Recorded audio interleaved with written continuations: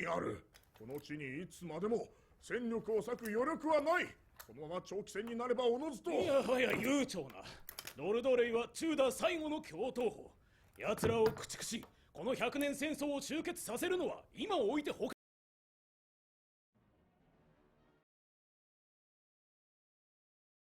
Stand ready.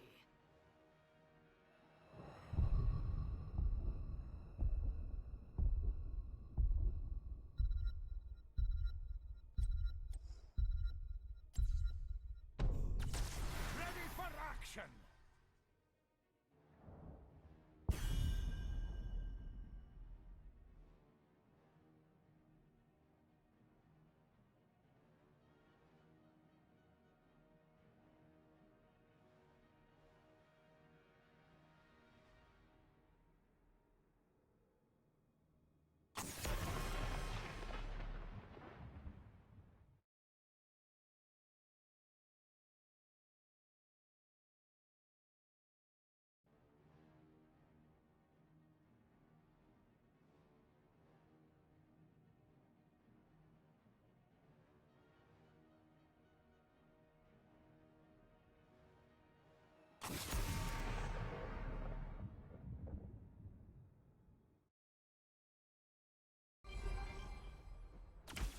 The hunt is on.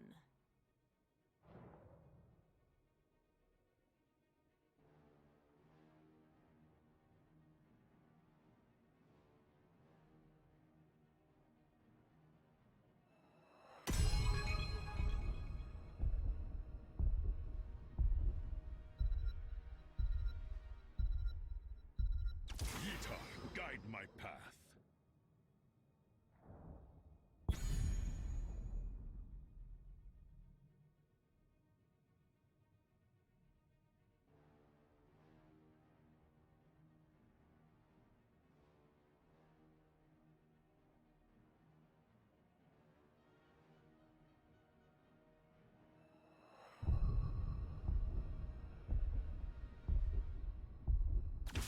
Let's fly!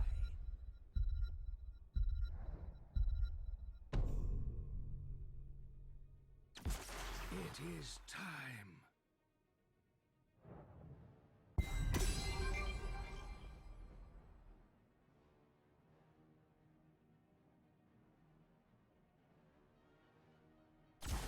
Wait till they get a load of me.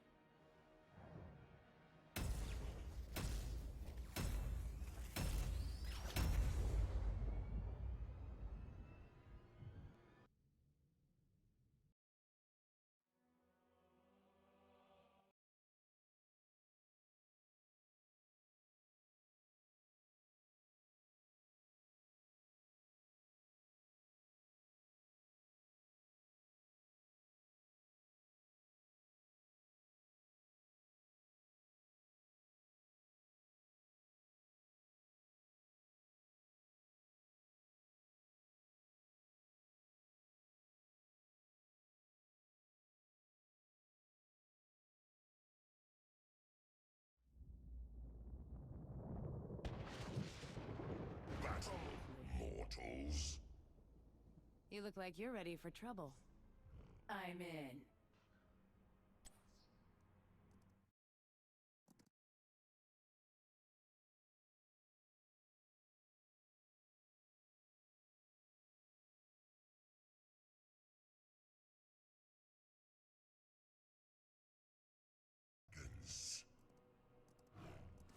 Five, four, three, two, one. Let the battle begin.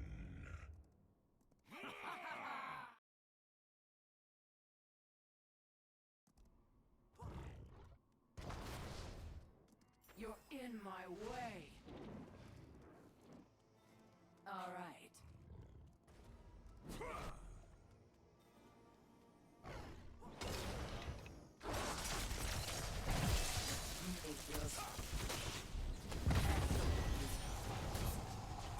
First blood.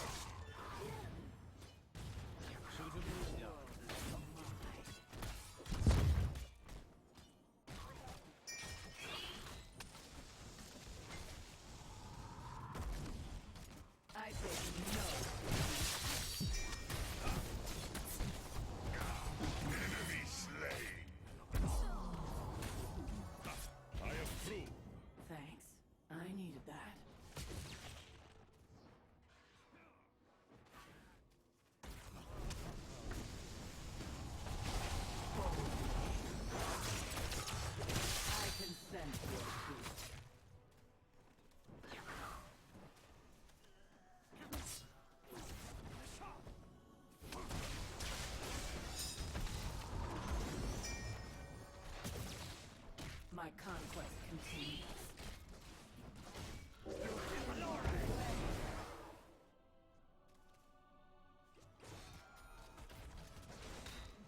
The shrine will be active soon. Prepare yourselves for the slaughter.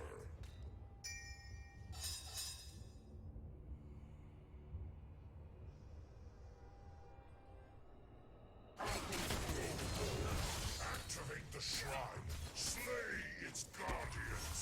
The Punisher will serve the burning hells.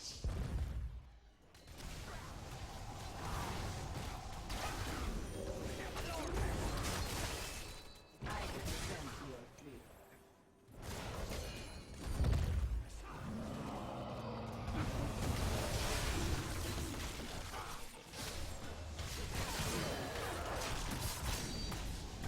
The swarm consumes all.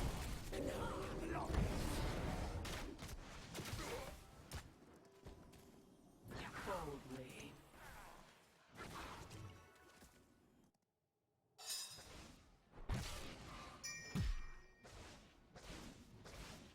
No mercy.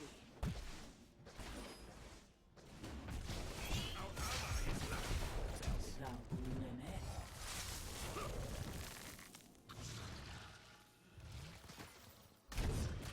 Kill this hero.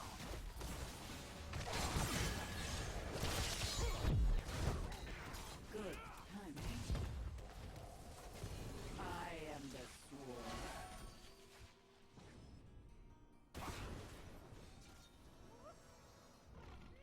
Slay all.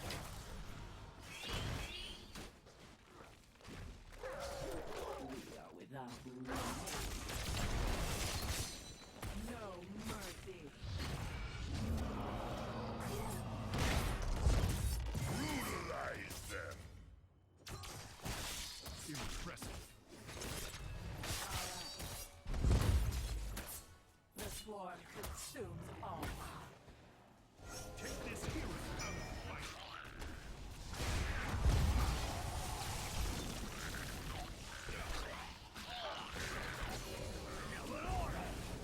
This world is mine.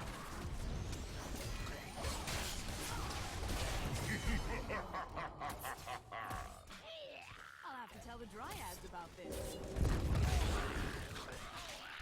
I'm pulling back for now.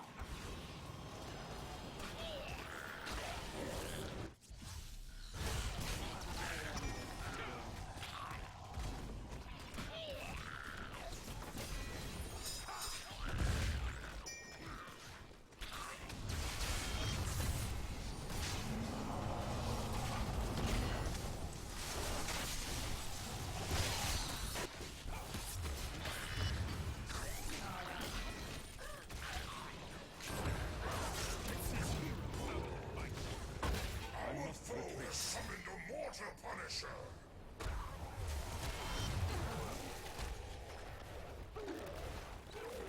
Fight well in my absence. Boldly.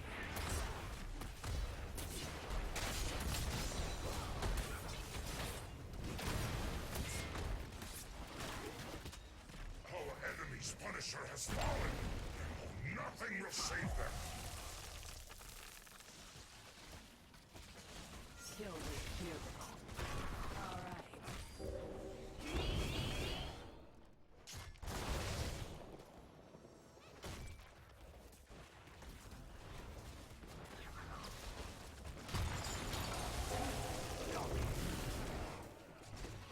All right.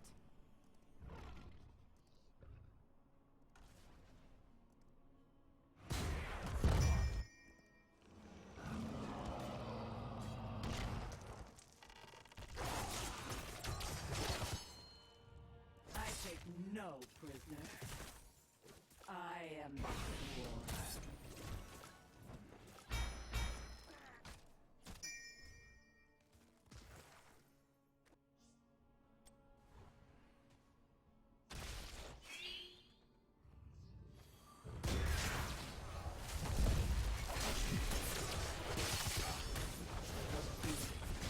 On my way.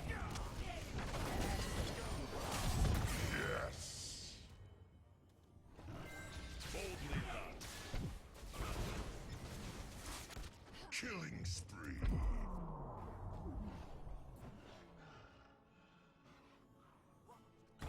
No time like the present.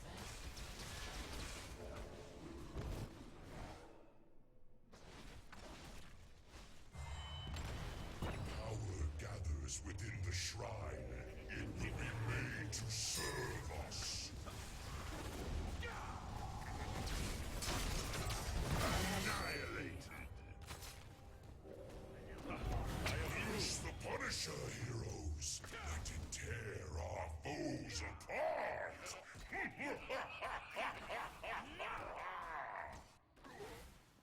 Help our ally. On my way.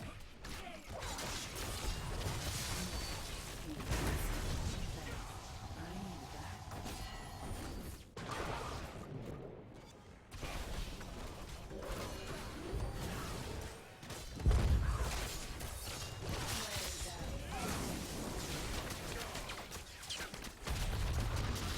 Your killing spree is over.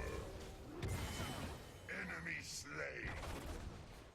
Good work, friend.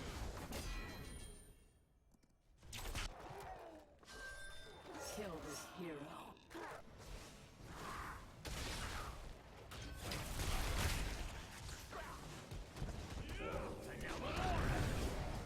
Ready or not, here I come. No time like the present. Our fort is lost.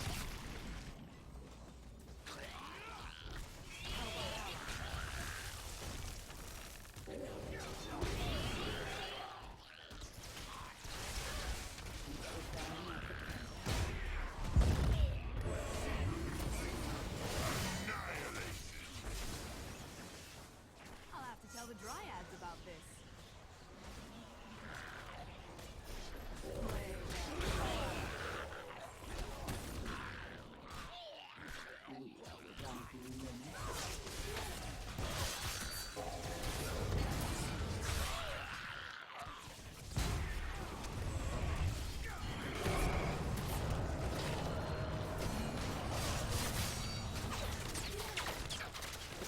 Brutalize them.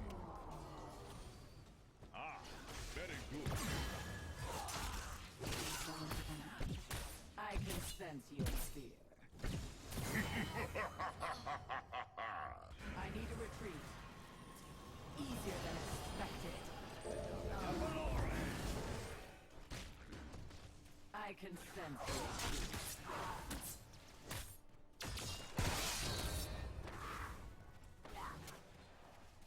The angels have taken what is mine. An arcane punisher comes for us.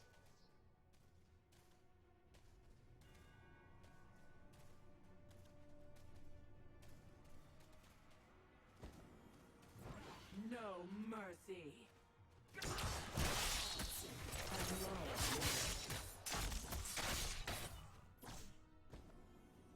All right. Those imbeciles ruined our fort.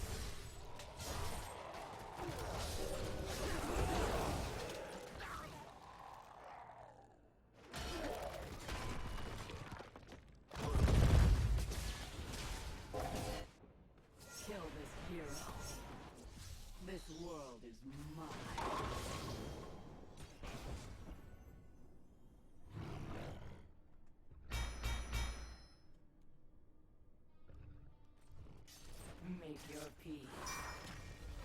On my way.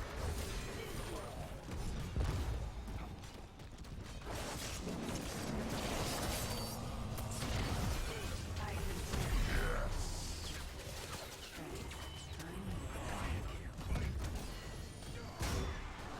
Double kill.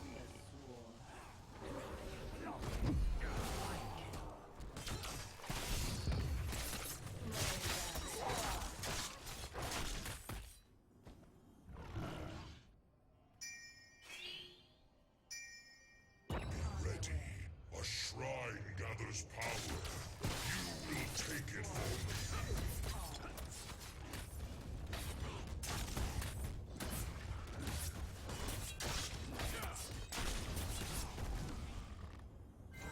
on my way. A glorious victory. Kill this hero.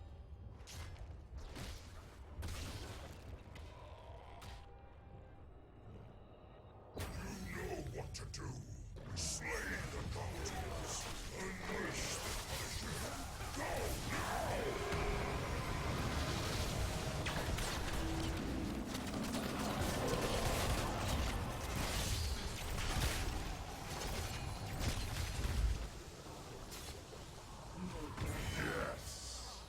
Kill this hero. Double kill. An enemy fort falls to ruin. Without limit. Sounds like fun.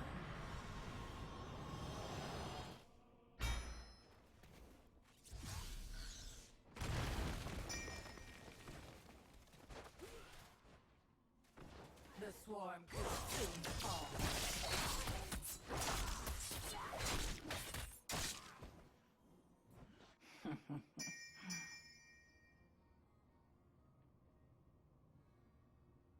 I take no prisoners.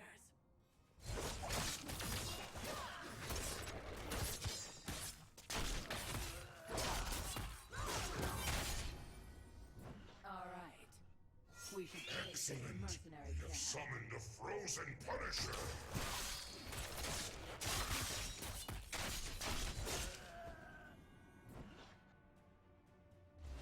I take no prisoners.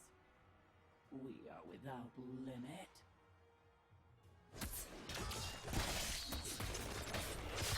You're in my way.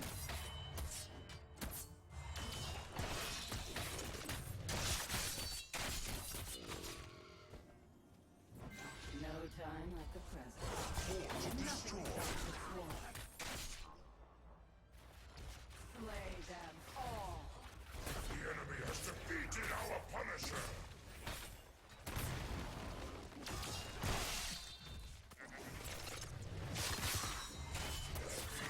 On my way.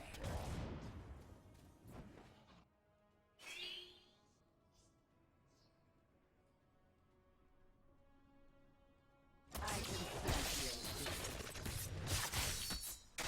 Seize this mercenary camp.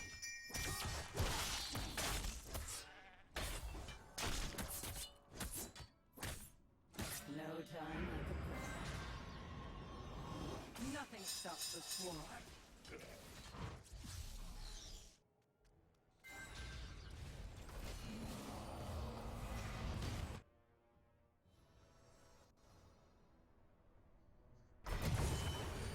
I am the swarm.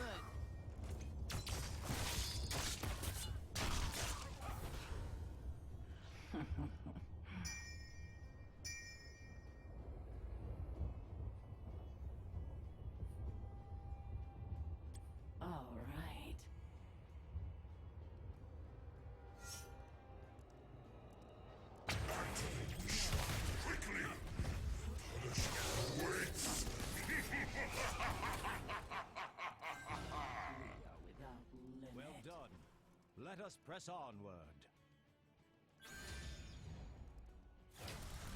No mercy.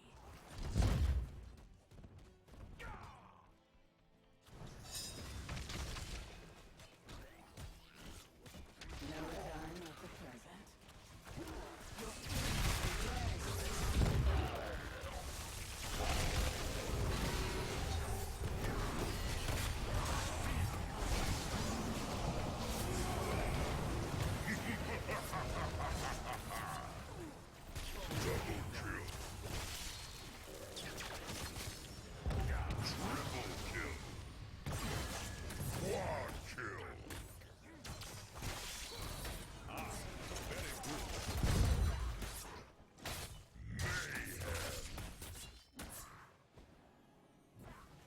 My conquest continues.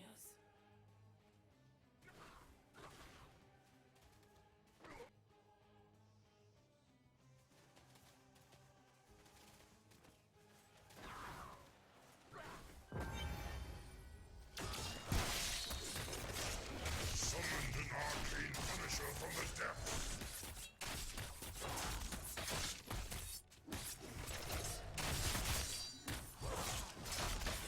Boldly.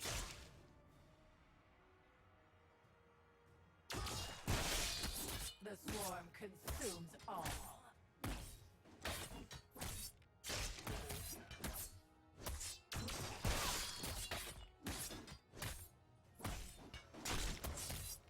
I am the swarm.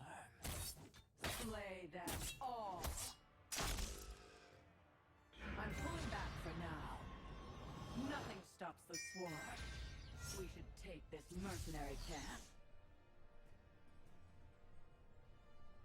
Heaven's forces have slain our Punisher!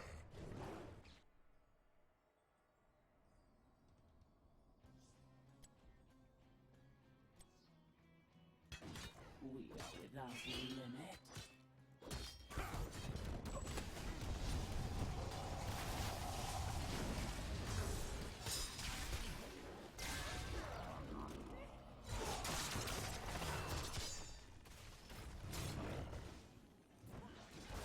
Conquest continues. I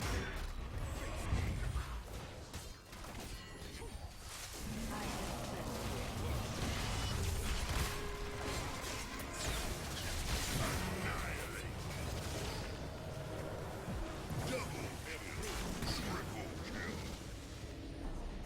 Your killing spree is over!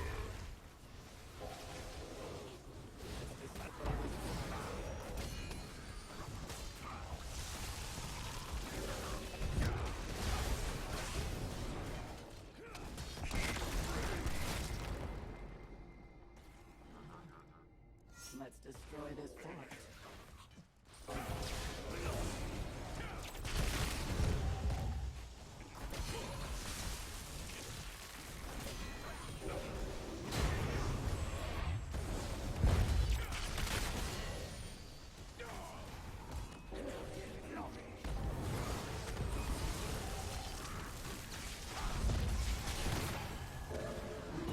Your shrine will be ready soon.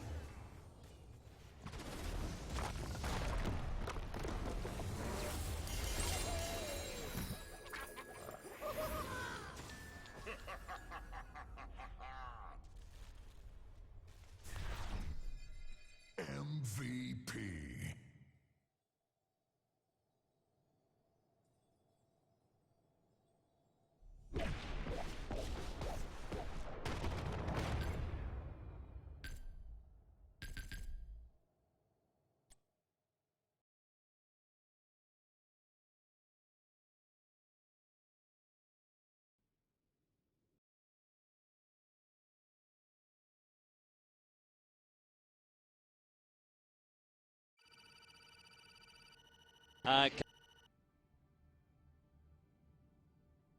Come out on the wrong side of the ice surface, not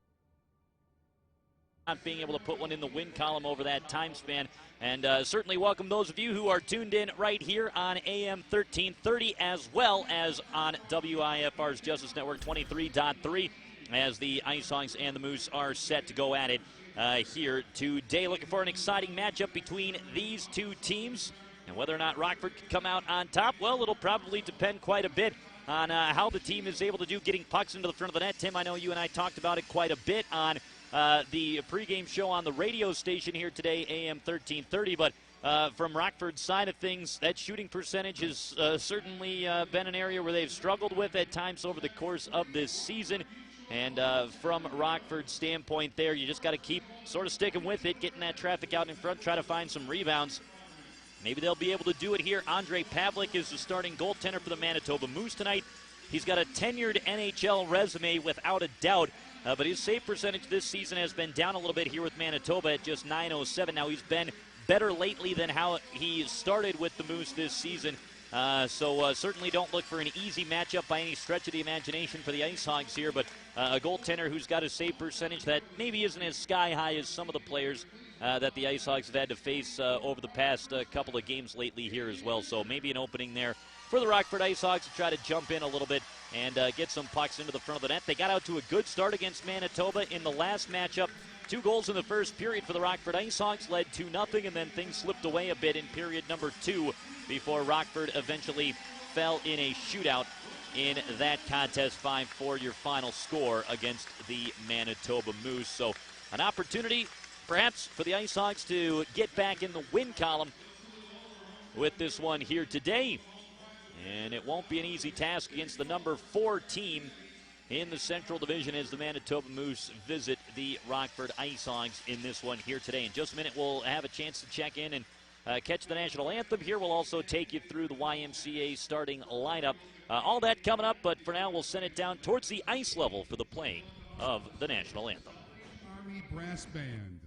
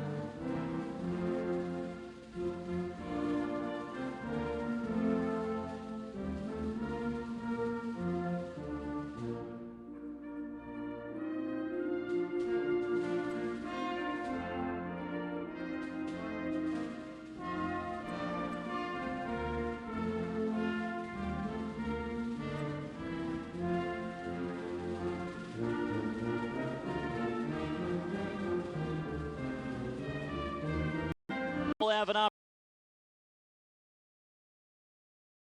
mind and body from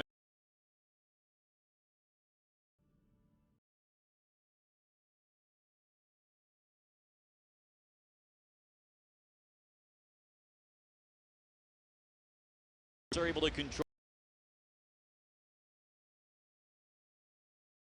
Sounded great. So it did, yeah. If they haven't played it live much, they certainly practiced it. Yeah. Here's a puck drop in the left circle as the Moose are able to control out of their defensive zone, and fling one up through center. It's gloved down by Dahlstrom, tossed off to Mark McNeil, and he's able to tap it forward over the blue line into the Manitoba end. Now Stojkovic forward, losing his footing along the far side, and then still managing to make a cross-ice feed was J.C. Lapon. Kyle Bond got to a loose puck, got bumped into by Lapon. Nice hug, shove it into the offensive end. Now it's tapped back down towards Rockford's zone. Schilling off the end boards to Dahlstrom. Able to push the puck to Mark McNeil. Then it's Martin Lundberg. Looked to whip a pass on his backhand. Rink wide. It was taken away by Brendan Lemieux. Settled back down by the Moose, and now Lemieux at center. On the right side, Lapon, long wrister, misses well up over the top of the crossbar. It's away to the near side, and then Sam Carrick able to tap it outside of the defensive zone. Recovered, though. Back to Kitchton. He sends it into the offensive end. Bounced it off of Chase DeLeo. The Ice Hogs stole it free, but Carrick not able to get out of his own zone as a couple of Moose were right on him, and it's tapped back down in behind the net. Chasing it along the left side, Norrell got the puck to the blue line. Churchman is shot tipped in front. That one just skipped wide of the net. Norrell then tangles up off the side of the cage as he got locked up with Glennie. Both players went down but are right back up on their skate blades, and the Ice Hogs escape out of their defensive zone. Svedberg tried to leave a puck into open ice as Luke Johnson was cutting to the cage, and that one never got all the way through. The Ice Hogs forced to regroup. It's back to Vili Polka. He sends it around the boards, and Svedberg finds it off the far side. It's back out to center here. Just over 2 minutes gone from the contest. No scoring so far, although a real good opportunity for the Moose off a deflection. Saw the puck skip off the side of the Rockford net just a few moments ago. Svedberg clears on the backhand. It's Melchiori now for the Moose outside of his own zone. Puck turned over, gathered by Abbott. Backhand feed, Carroll makes a man miss, walks in right side. Backhand shot save, made on the rebound. Just got away from Schmaltz. May have had his stick lifted on the play as Ryan Olsen had come back from Manitoba. Now the puck down to the Rockford zone. Polka swings it around to the left corner. Up towards Gustafson, not able to clear a wrister. Is fired wide by Scott Kosmachuk. Now Gustafson recovers out to Nick Schmaltz. Skates over the blue line, stick handles down the right side. Not able to get that shot away as he was forced from the front of the cage by Straight. Loose puck cleared forward. Gathered through center by Jimmy Lodge. He takes it in along the right side. It got pushed off his stick blade to Brian Straight and then dumped down in behind the net. Evan Mosey trying to dig it free. Helped to chop the puck aside. Schmaltz got run out of the play as DeSalvo slammed into him. Gustafson backing up for Rockford, able to lift the puck up through center. It rolls back down towards the Manitoba zone. Here is Straight with the puck over towards the far side wall. It's pushed across to him once again. Straight up ice, left side. Dan DeSalvo made a man miss. Tossed one right out in front. Quentin Howden shot that one wide. Held by Jimmy Lodge, right side. He got it down to Howden. Back up top to Lodge. Now Howden again. Shot from the left circle. Hit a shin guard. Back to the blue line. Big drive and a diving shot block made by P.C. Labrie. Puck ends up high in the air and out of play. 16:21 still left to go in the first. We've got no score early on in the contest. Yeah, when guys sacrifice like that and dive and put their body in front of a slap shot like that, you get a ton of respect from your teammates. A big shot block for Rockford there as well. They started to scramble a little bit in the defensive zone after a couple of good holds by the Moose.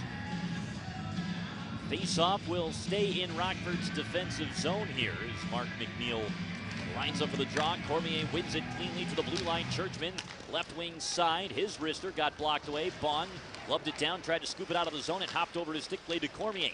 Now Lapon, right side point, pushed up top to Churchman.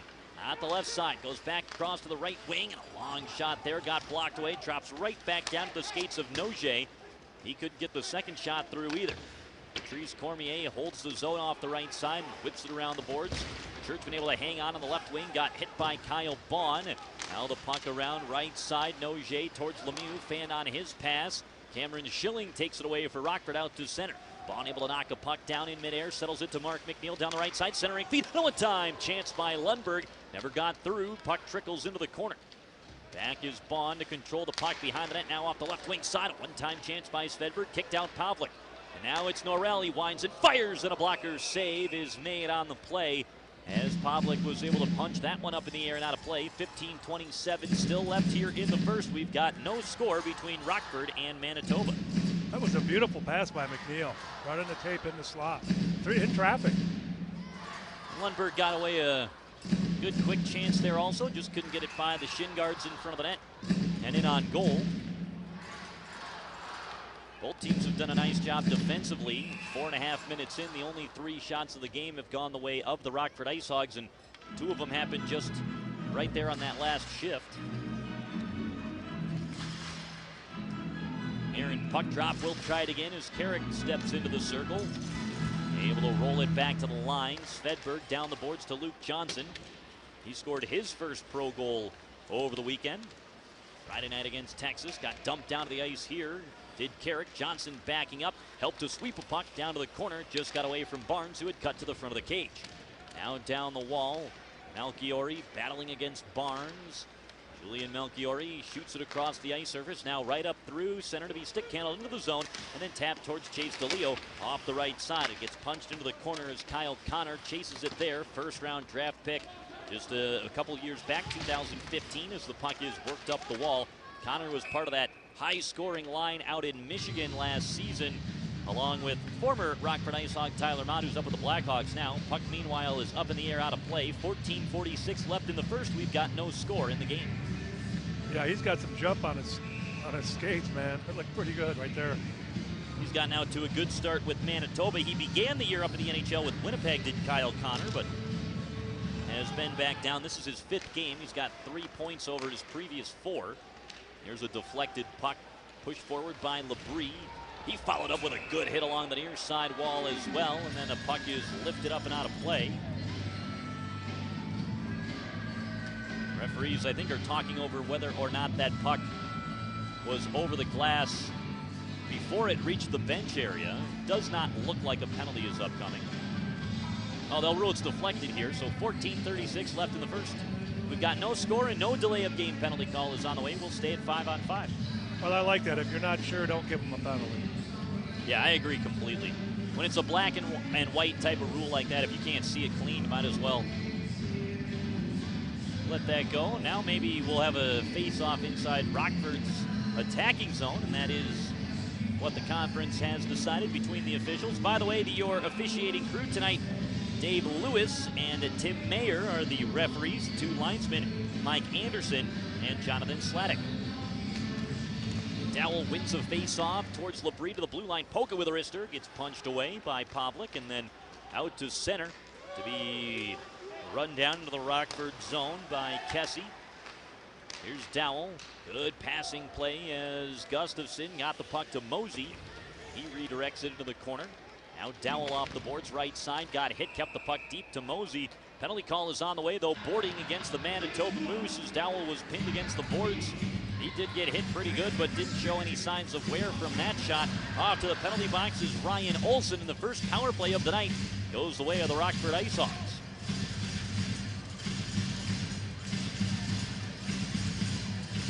Well, if you notice, you got Schmaltz and Caro and Abbott. It's nice if you have your top line also can be on your power play line, and you don't have to keep changing your lines up. It makes it easier from a bench management standpoint.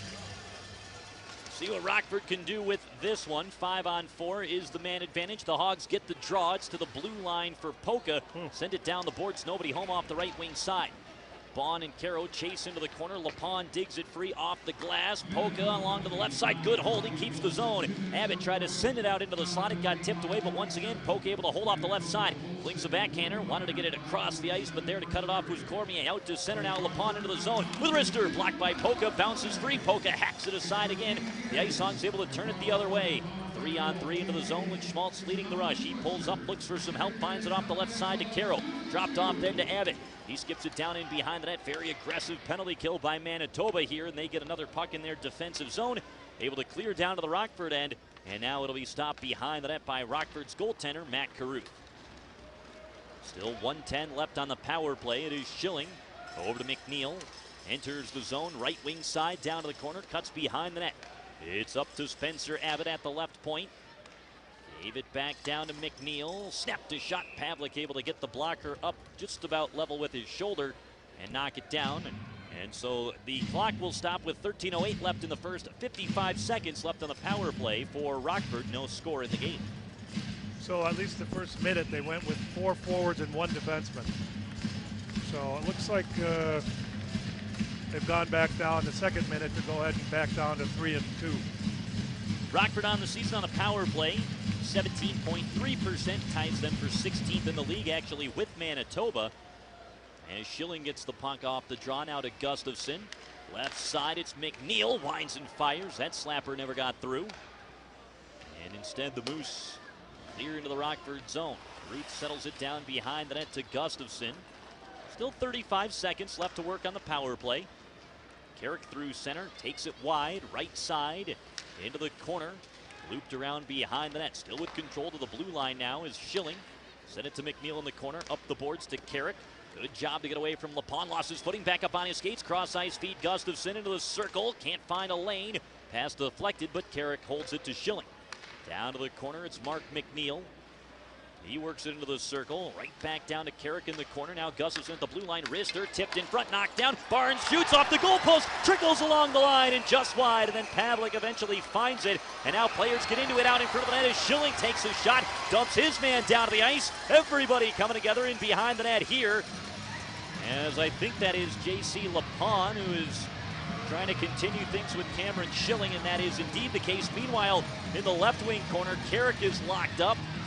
Mark McNeil making sure that doesn't get any worse. As Nelson Noget is there also. Cormier and Carrick were the two who had come together in the corner. Off to the penalty box so far. The only one to go has been J.C. LaPon.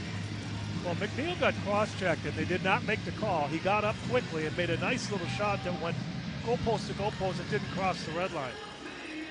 Yeah, and we were talking about that before, about sometimes the puck luck for the Ice Hawks has been unbelievable this year, and we saw it again. Yeah, you mentioned it. Barnes sweeps it, hits the near goalpost, comes across, hits the far goalpost, somehow stays out, and then that scramble led to that. All that with 1 second left on Rockford's power play.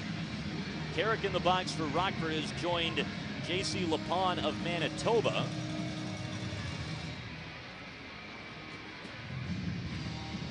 Would imagine that those two penalties are going to offset each other.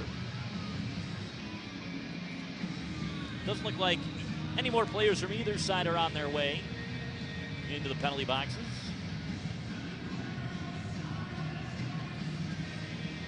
And they might actually be looking to see if this puck crossed the line here, Tim, as the referee has just gone into the scorekeeper's box here to look at the video replay. Oh. So maybe they'll get lucky here and get one that counts. What are the odds of that, do you think? From our angle, I don't think that went in. What did you think? No, because when I hit this pipe, it also hit that Yeah. pipe. For that to do that, it almost had to go. I mean, it has to go It straight. would have had to catch on edge and roll back across, and there it is, Yeah. the no-goal signal. And I think that's the right call. We obviously don't have the benefit of actually being able to see that replay here, but from our standpoint, I think you'd agree with this, Tim. Did not look like that puck was in. Correct. So Rockford does have 1 second left on the power play. There are two offsetting penalties going to each side here. Time of those calls are at 7:46. Neither side will skate shorthanded for that. It's Sam Carrick in the box for Rockford, LaPon for Manitoba. But imagine those will both be roughing calls. You got to be aware of that guy coming out of the box with 1 second. Yep, if Manitoba wins the draw, look for perhaps a breakaway pass as the puck does come back into the corner.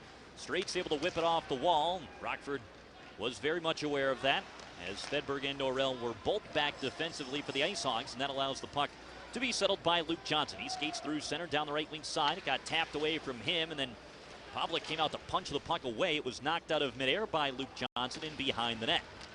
Schmaltz pressuring. Puck whipped around the boards to Straight, then up the right wing side. The Moose are able to skate out their own zone. Dumped in by Kitchton, left side corner as Norrell catches up there. Puck swept aside, a centering feed. Jake Towell, the first one back for the Ice Hogs, able to grab onto that one. Lifts it out to center. Bouncing puck through the neutral zone, gathered up by Norrell. He pushes it into the offensive end. Pavlik down behind the net.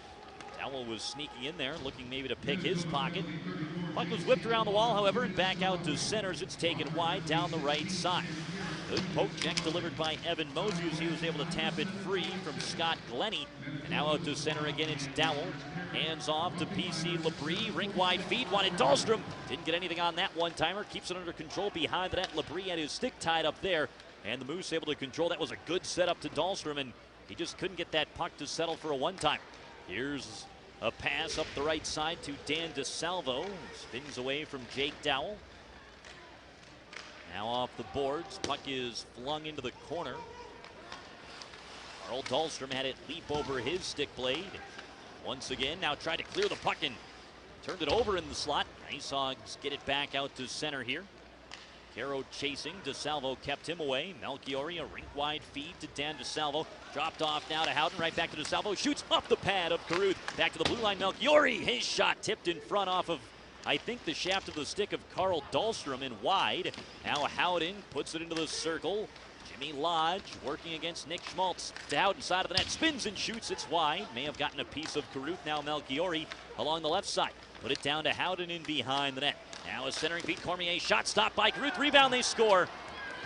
Right in front of the net, it's Lodge on the rebound. May have gotten that one out of midair. And for the first time in this game, the Moose get a little bit of pressure. And would you know it, puck ends up in the back of the net behind Rockford goaltender Matt Caruth. It's 1-0 Manitoba, exactly 10 minutes into the game. Yeah, so your goaltender coach and your goalie right there, they want that one back because that really should have been swallowed up. There should not have been a rebound there. So the Moose get on the board first in this one. Jimmy Lodge gets the goal. Time of the strike is mentioned, 10 minutes in. It's a 5-on-5 goal for Manitoba. They lead it now 1-0 over the Rockford Ice Hogs. Action resumes as a pass is moved up to Lemieux. Made a man miss, walked in, snap shot, and a good glove save made there by Matt Caruth as the Manitoba Moose looking to expand their lead right off the hop there, but a glove save denies the opportunity. 1-0 Manitoba leads, 9:48 left first period. We'll be back with more after this right here on your Rockford Ice Hogs Broadcast Network.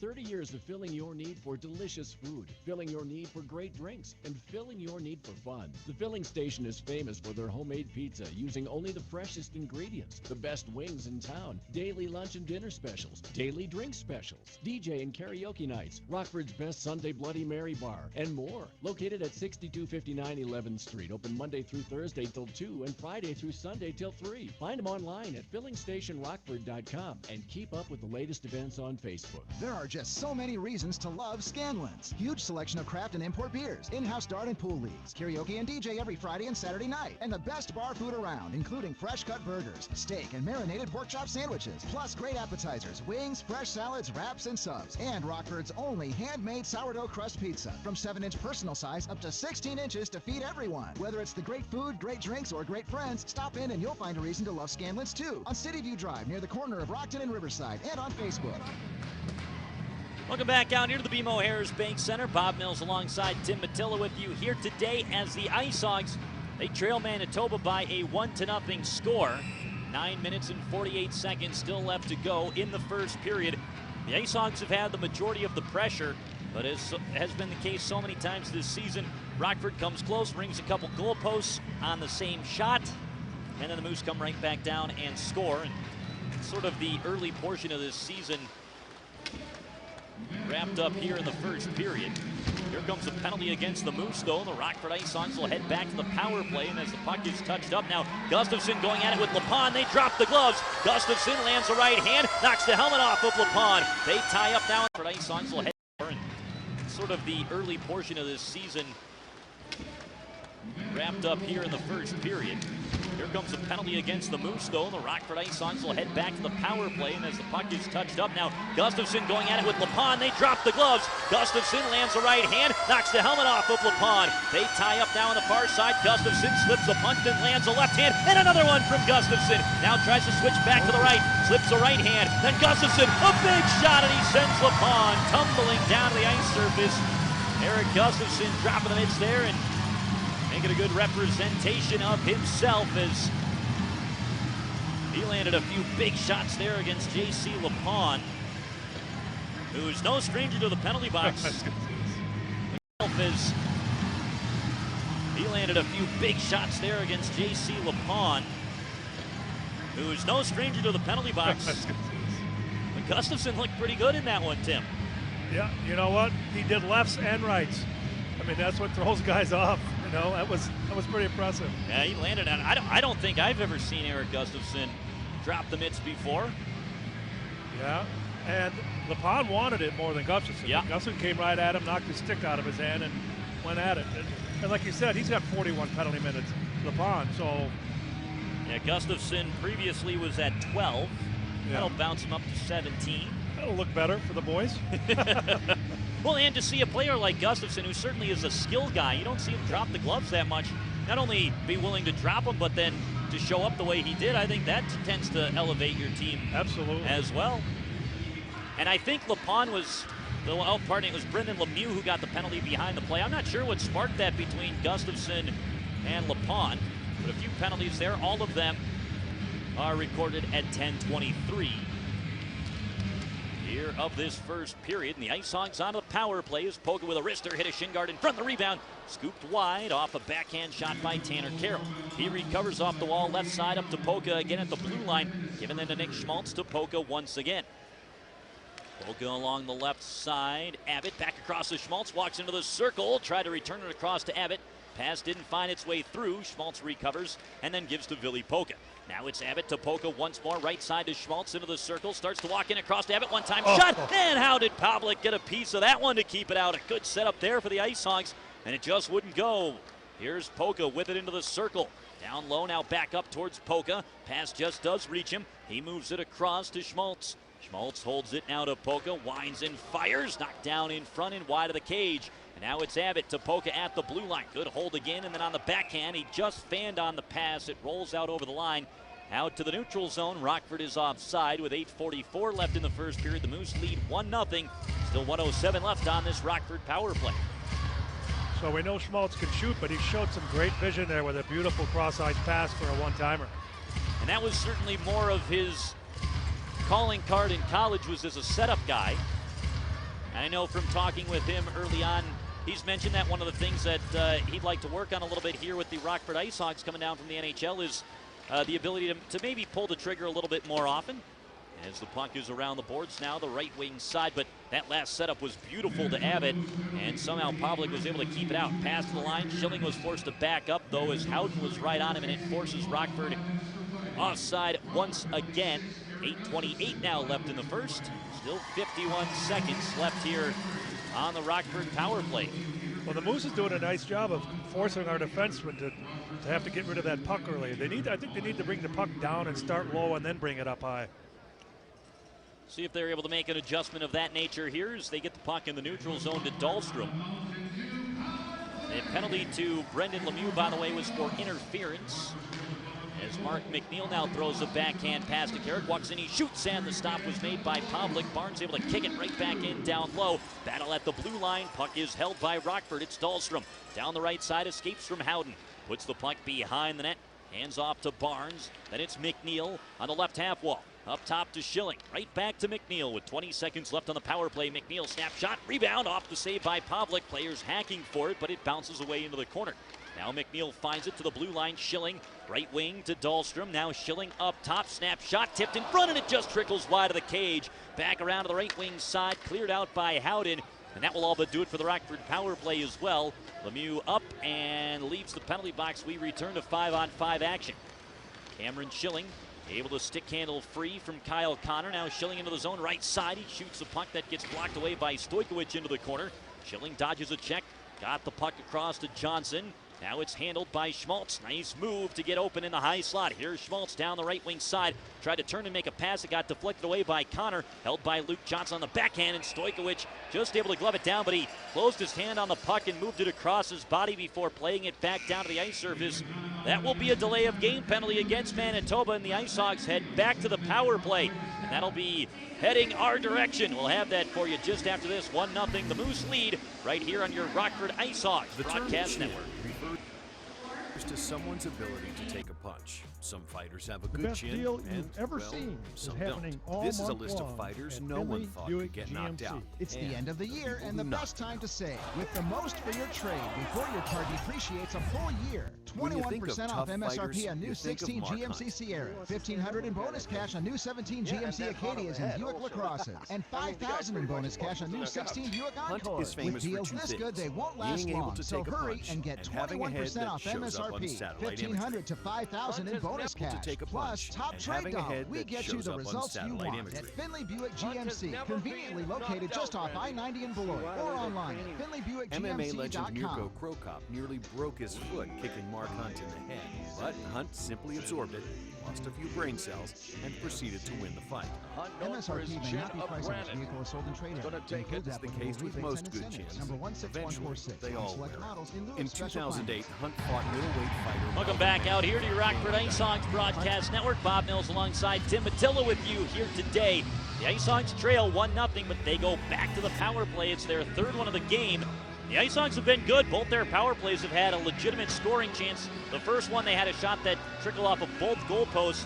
And that last one, we saw a good setup to Spencer Abbott along the left side that somehow Pavlik was able to make a save on. So they've been productive on the power play, just nothing to show for it so far. Players battling for the puck off the draw. It is Stojkovic in the penalty box here, closing his hand on the puck. Now Vili Polka is back to collect in the neutral zone as the Moose are able to clear. He's chased down by Patrice Cormier, the captain of the Manitoba team. Polka out from behind the net. Settles it down to Spencer Abbott. Now it's Schmaltz up the right side. He skates into the zone and then whips the puck around the boards. Off to the left wing wall where it skips free to Polka. Down the boards to Spencer Abbott. Now back up top to Polka. Goes across to Schmaltz on the right side. He skates into the corner, does Schmaltz. Now behind the net, pass out to Abbott. Now it's Vili Polka, winds and fires, tipped in front, pad save made by Pavlik. The rebound battled for by Abbott, skipped away to Cormier. He got it behind that, but Schmaltz is the first one to it in the right corner. Ice Hogs hold the zone. It is Schmaltz off the right side. Faked a pass, then walks in, got poke checked, but took the puck right back and then whipped it away to Abbott along the left wing wall. Abbott hangs onto it on the top of the circle, skates down to the half wall. Puts it up to Polka. Now Schmaltz right side. Polka winds, he fires, pad save, rebound, hacked at, they score! Tanner Caro got it right out in front of the cage and able to put it home for the Rockford Ice Hogs. And the Ice Hogs have tied it up at 1. 6:02 left here in the first frame.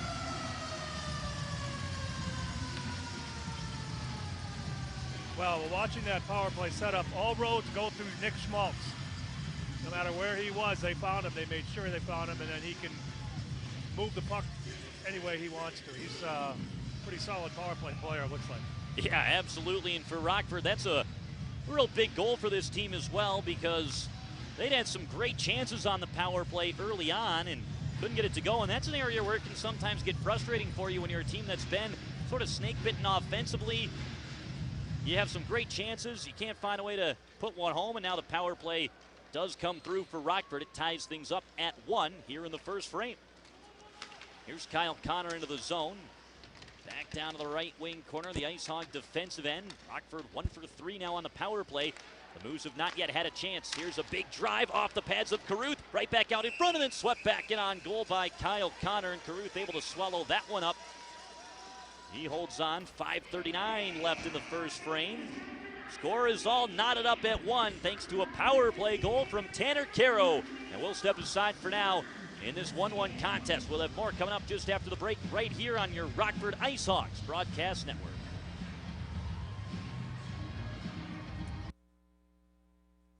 Dental Dimensions patient Mandra Spilari talks about making the switch to Dr. T. I saw a lot of his commercials, but I had a hard time just stepping over, and I felt like I was maybe being disloyal to my dentist from the past. But I thought, you know what, they're my teeth, it's my money, and if he's the best, and I hear he's the best, then that's where I should go. The greatest reward to me is a happy patient. Honestly, I've never sat in a chair and felt so comfortable. I look forward to every visit. I was like, yay, it's time to go to the dentist. I felt like I was at a spa for my mouth, a tooth spa. Call my office today or visit us online at dentaldimensions.com. Allow me to change your smile, change your life. I love to smile anyway, but now I really like to smile. Welcome back out here to the BMO Harris Bank Center. Bob Mills alongside Tim Mattilla with you here tonight. 15-6 are the shots on goal, favoring Rockford. Score tied up at 1. That's got a lot to do, though, Tim, with the power play chances for the Ice Hawks. I was just going to say, it doesn't feel like a 15-6 outshooting him. Hallå! 2-1. It doesn't feel Ja, like jag that. vill You're bara right about veta hur det har the gått hur det sett ut i första Got perioden. Jag har themselves inte into a little bit sett... of penalty trouble early on. Already 3 chances on the man advantage for Rockford Ja, on the jag har night. inte hunnit se någonting. Vi kom precis hem nyss. Jag såg att det var slagsmål där i alla fall med Gustafsson. Quick wrister there is up over the Ja, bar from Church. men var Victor inne på första baklängesmålet, eller? That puck out to centers. It's chased around the right side. Sam Carrick punches it down into the right corner. Here's the announcement on the goal. Ja.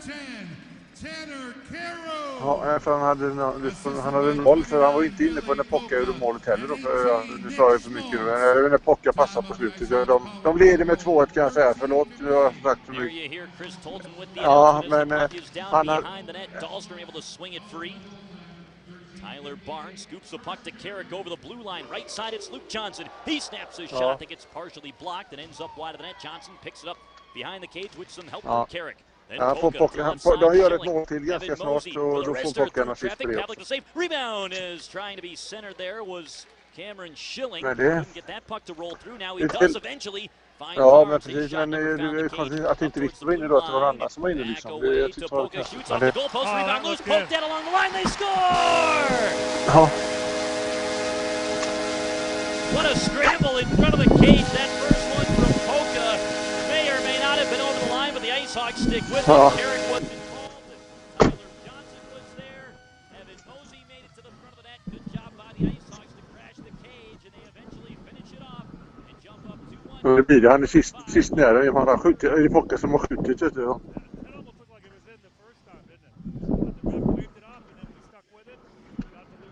Nej. Nej. Men det brukar bli, ja, men det blir det ibland ändå. Ja, det gör de ibland ändå. Ja.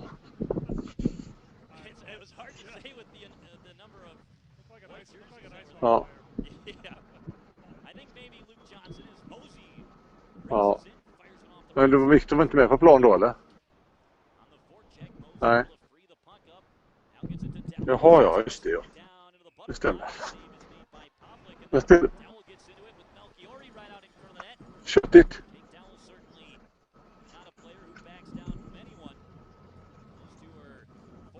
Ja. Oj då.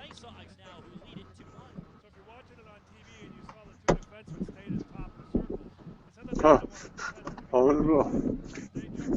Nej. Ja.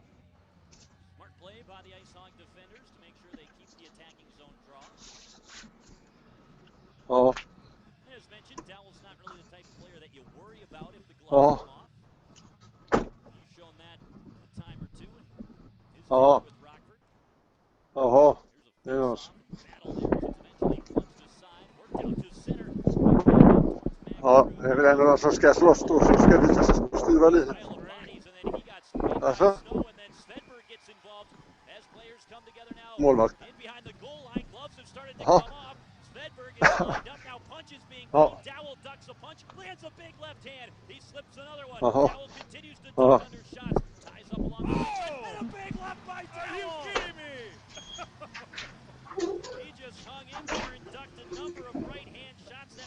Jaha.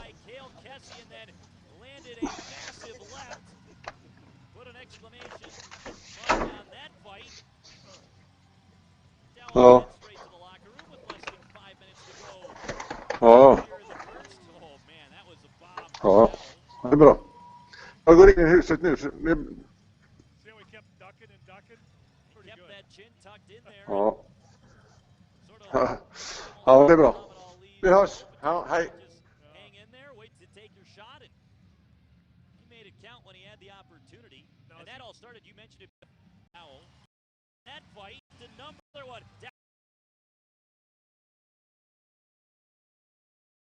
Players come together now in behind. Towards Matt Carruth. He just covers this one up with a pile of bodies, and then he got sprayed by Snow, and then Svedberg, as players come together now in behind the goal line. Gloves have started to come off. Svedberg is lined up. Now punch is being thrown. Dowell ducks a punch, lands a big left hand. He slips another one. Dowell continues to duck under shots. Ties up along the right side, and a big left by Dowell. Are you kidding me? He just hung in there and ducked a number of right-hand shots that were being thrown by Cale Kessie, and then landed a massive left. Put an exclamation mark on that fight. Dowell heads straight to the locker room with less than 5 minutes to go here in the first. Oh man, that was a bomb from Dowell. See how he kept ducking and ducking? He kept that chin tucked in there and sort of almost like Muhammad Ali's rope-a-dope, right? Just hang in there, wait to take your shot, and he made it count when he had the opportunity. And that all started, you mentioned it, because Carruth had that puck covered up, and I believe it was Ryan Olsen who was the first one in for Manitoba, gave him the old snow shower, and a lot of times the defenders don't appreciate that one. Yeah, that's like an unwritten rule. You know what? I'm going to take the penalty if you spray my goalie. And what's happened, though, over the years is they start calling that penalty. They didn't used to call that penalty. Yeah. Now they call it. I was going to say, I've seen players get called for spraying the goalie with snow. If the referees feel like it's intentional, that you had time to stop in front, and you've certainly raced in purely for the reason of doing that to the goaltender, you will get called for that at times. But if the puck has been loose in front really at all, the referees tend to give you quite a bit of leeway on that. So 15:48, the time of all the penalties. Svedberg is in the box, I believe, for Rockford. I saw him head that direction. And that is the only extra penalty. And he was probably the aggressor on that after we talked about Carruth got sprayed. So probably not much of an argument on the Ice Hogs being shorthanded here. I'm imagining he's in for roughing, and then, of course, the fight between Kessie and Dowell will be listed at that time also. And so the Moose go on to their first power play of this contest, but Rockford able to quickly swing a puck back into the offensive zone. Here are the Moose into the attacking zone. Along the left wing, played up top to be handled here by Churchman. Down the boards to Salvo. Now Churchman swings the pass quickly across to the right side, held there by Kyle Connor. Up to Churchman. Now DeSalvo left circle, wrister blocked by Polka, then put right back in on goal. And the stop was made by Matt Carruth, and with Howden looking for the rebound, that's one way for a goaltender to try to get the teams to back up a little bit. You get that blocker up, those things are not soft. Well, Polka did a nice job of shot blocking once again. I think we've got 4 or 5 quality shot blocks today. Howden wasn't happy about getting the blocker up from Carruth, but I mean, we're 30 seconds removed from 2 Moose players coming in on a forecheck and spraying the Ice Hog goaltender with snow. At some point, he's going to. Obviously, the referees saw that the same way. No penalty call. The Ice Hogs win the draw. Can't clear. It's put in front to Howden. Right back across. And what a pad save is made by Matt Carruth on Dan DeSalvo right on the doorstep as he stretches out the right pad to keep that out. And then Rockford is eventually able to clear.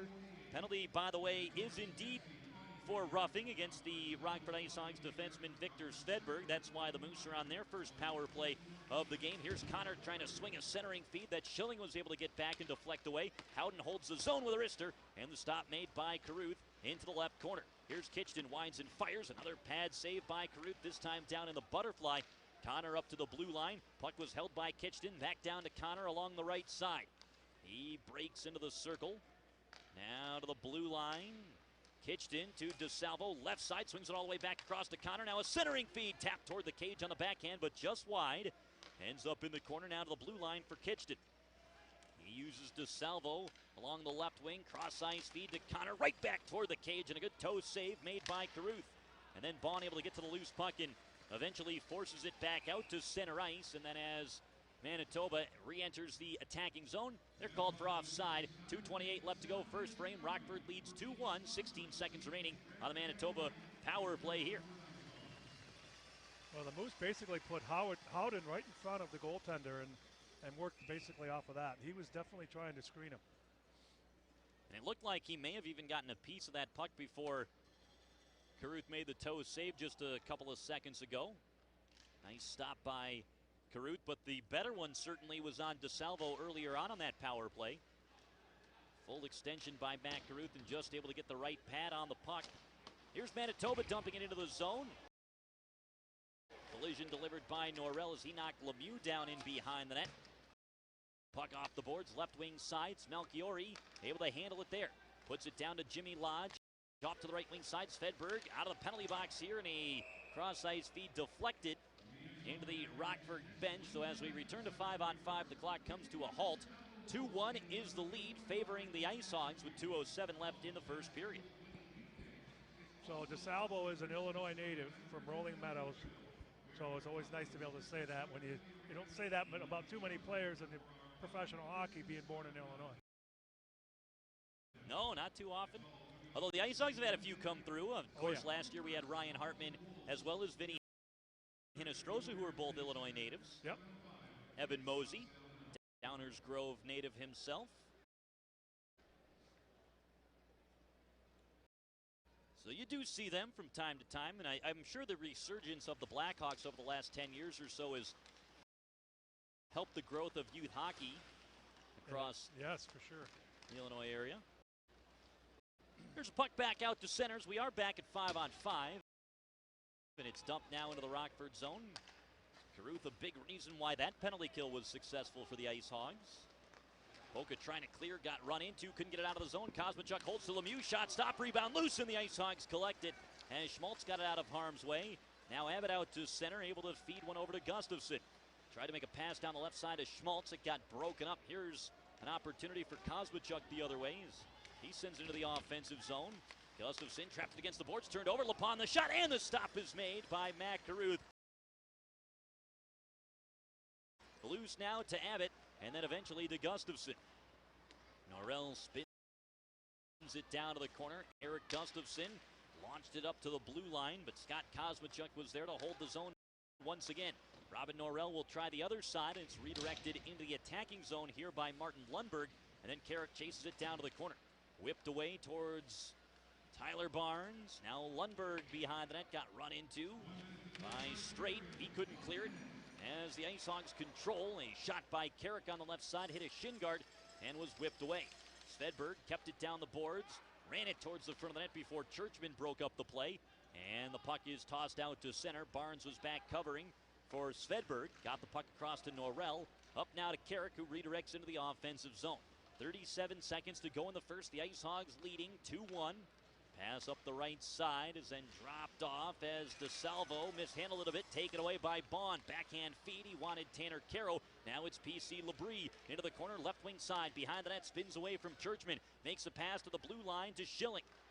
He plays it down in behind the net. Ricochets off the boards and bounces off the back of the net. And then a big check delivered by Labrie. Helps Rockford hold the zone. Left side, Caro shoots. Tipped in front. It's off the glove of Pavlik and then wide. Now Labrie into the corner, swings it out in front, just redirected by Pavlik as he got it off to the right side corner. Schilling holds 1 second left. The centering feed is batted aside. That'll do it for period number 1. A furious comeback here by Rockford. They got down 1-0 halfway through the opening frame. And then the Ice Hogs struck for a couple quick ones. First of those on a power play, then at 5-on-5, and a period that quickly turned into a rather feisty one here as well. You know, as you're calling the game, you're mentioning Svedberg is down below the goal line. Schilling held in deep. I like it. We talk about it all the time, but I like it when a defensive men activate like that. And at least in terms of overall NHL experience, the bulk of that for this Ice Hog team is along their blue line. We saw Svedberg play in 20 or so NHL games last year with the Blackhawks. Eric Gustafsson was up for 41 games. Cameron Schilling has had a few games in his career up with the Washington Capitals as well. So there's quite a bit of NHL experience along that blue line here for the Rockford Ice Hogs. And so sometimes you do have to look to those guys to drive the play a little bit. For now, though, we'll send it down towards the ice level as Luke Johnson. Thanks, Chris. Luke, 2 goals here now in the last 3 games after being held out of the goal column for a good portion of the start of this season. What do you think's been clicking for you lately? I think just getting to the net and Making the most of my opportunities. Obviously, going a long time without scoring a goal, you kind of get frustrated. But for the most part, just sticking to it and working hard. So, an early lead here against the Moose. What's the key to staying on top here through the rest of the night? I think just keep doing what we're doing. Chipping pucks in deep and getting on their D and making plays in the offensive zone. So there's some areas that we can sharpen up on, and we'll do that for the second. So. All right, thanks, Luke. That was Ice Hawks forward Luke Johnson. So Kevin Peters catching up with Luke Johnson down by the ice surface. He got his first ever pro goal last Friday in Texas. Just 2 games later, he comes back and gets number 2. And sometimes you see that with players as well, Tim, where they come so close to scoring early on, and then it starts to snowball a little bit, but then you finally break through, and it's like the floodgates are open. We saw it with Hinostroza last year. He absolutely took off after getting his first goal in mid-December and then ended up leading the Ice Hogs in points last year. So you certainly can see that thing happen, and it's sometimes just a factor of confidence level, too, and I think we're seeing that from Luke Johnson. Well, you could even see like a baseball player go 0 for 20, let's say. Then he gets a weak hit to the weak side, kind of an infield hit, right? And now he's got confidence because he got his first hit. Yep. The next thing you know, he takes off for no reason except for confidence. It's one of those things that's pretty much impossible to measure, but if you can find a way to get a little bit of it, it can do a heck of good for you. And for Luke Johnson, he was playing good hockey anyway, just wasn't necessarily scoring. Now he's got 2 in his last 3 games, so we're maybe seeing Luke Johnson starting to feel that confidence level here as well. But Rockford, they were down 1-0 midway through the first, but now they lead it 2-1 at the end of period number 1. For now, we'll send it back towards the Dental Dimensions first intermission report. Of course, we'll have an opportunity to check in as well with scores around the rest of the league. We will recap what was a pretty exciting first period of hockey right here at the BMO. 2-1 Ice Hogs after 1. More coming up after this right here on your Rockford Ice Hogs Broadcast Network.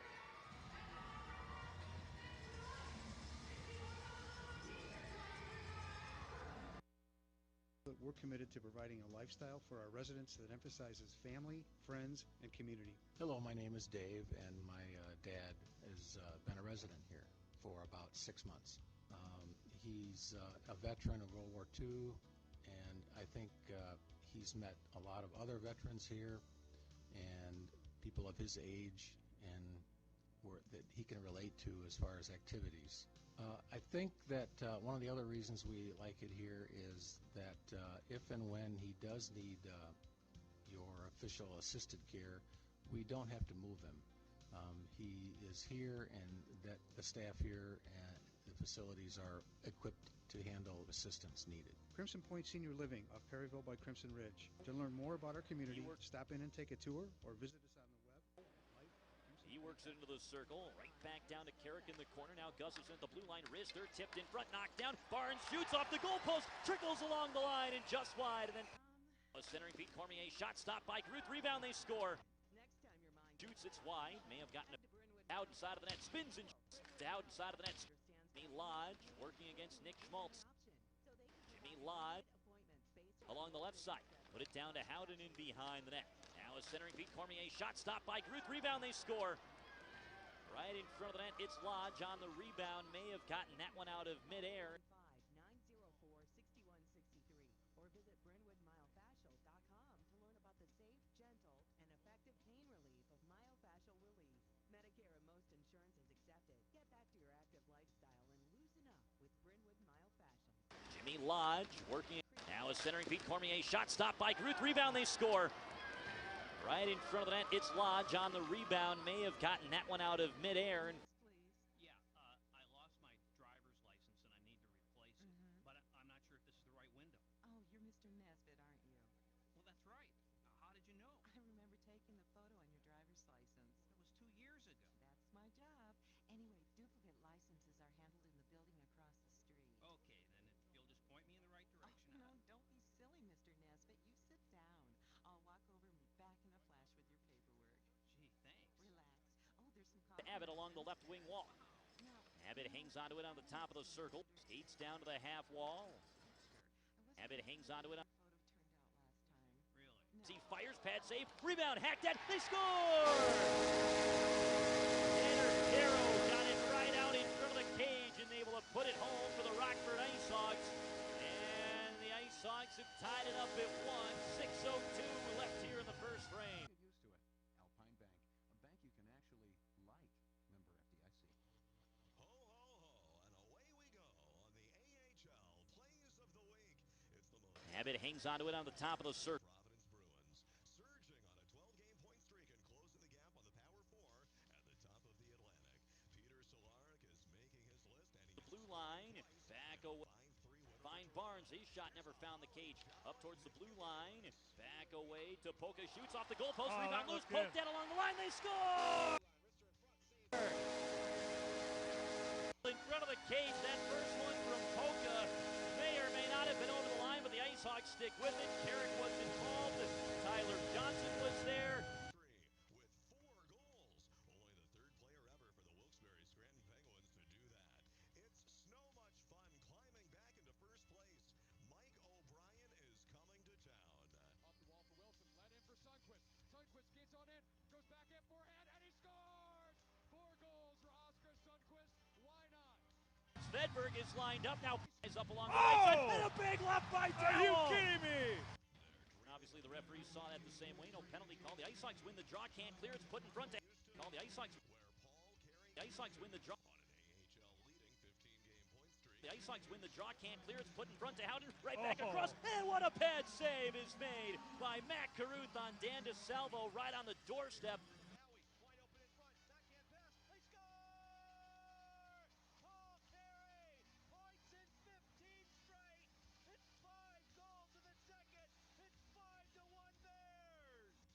Santa, or just racking up extra wins in Bridgeport, the Sound Tigers have a league-leading 7 victories after 60 minutes. Alan Furing recalls the most recent overtime win of them all.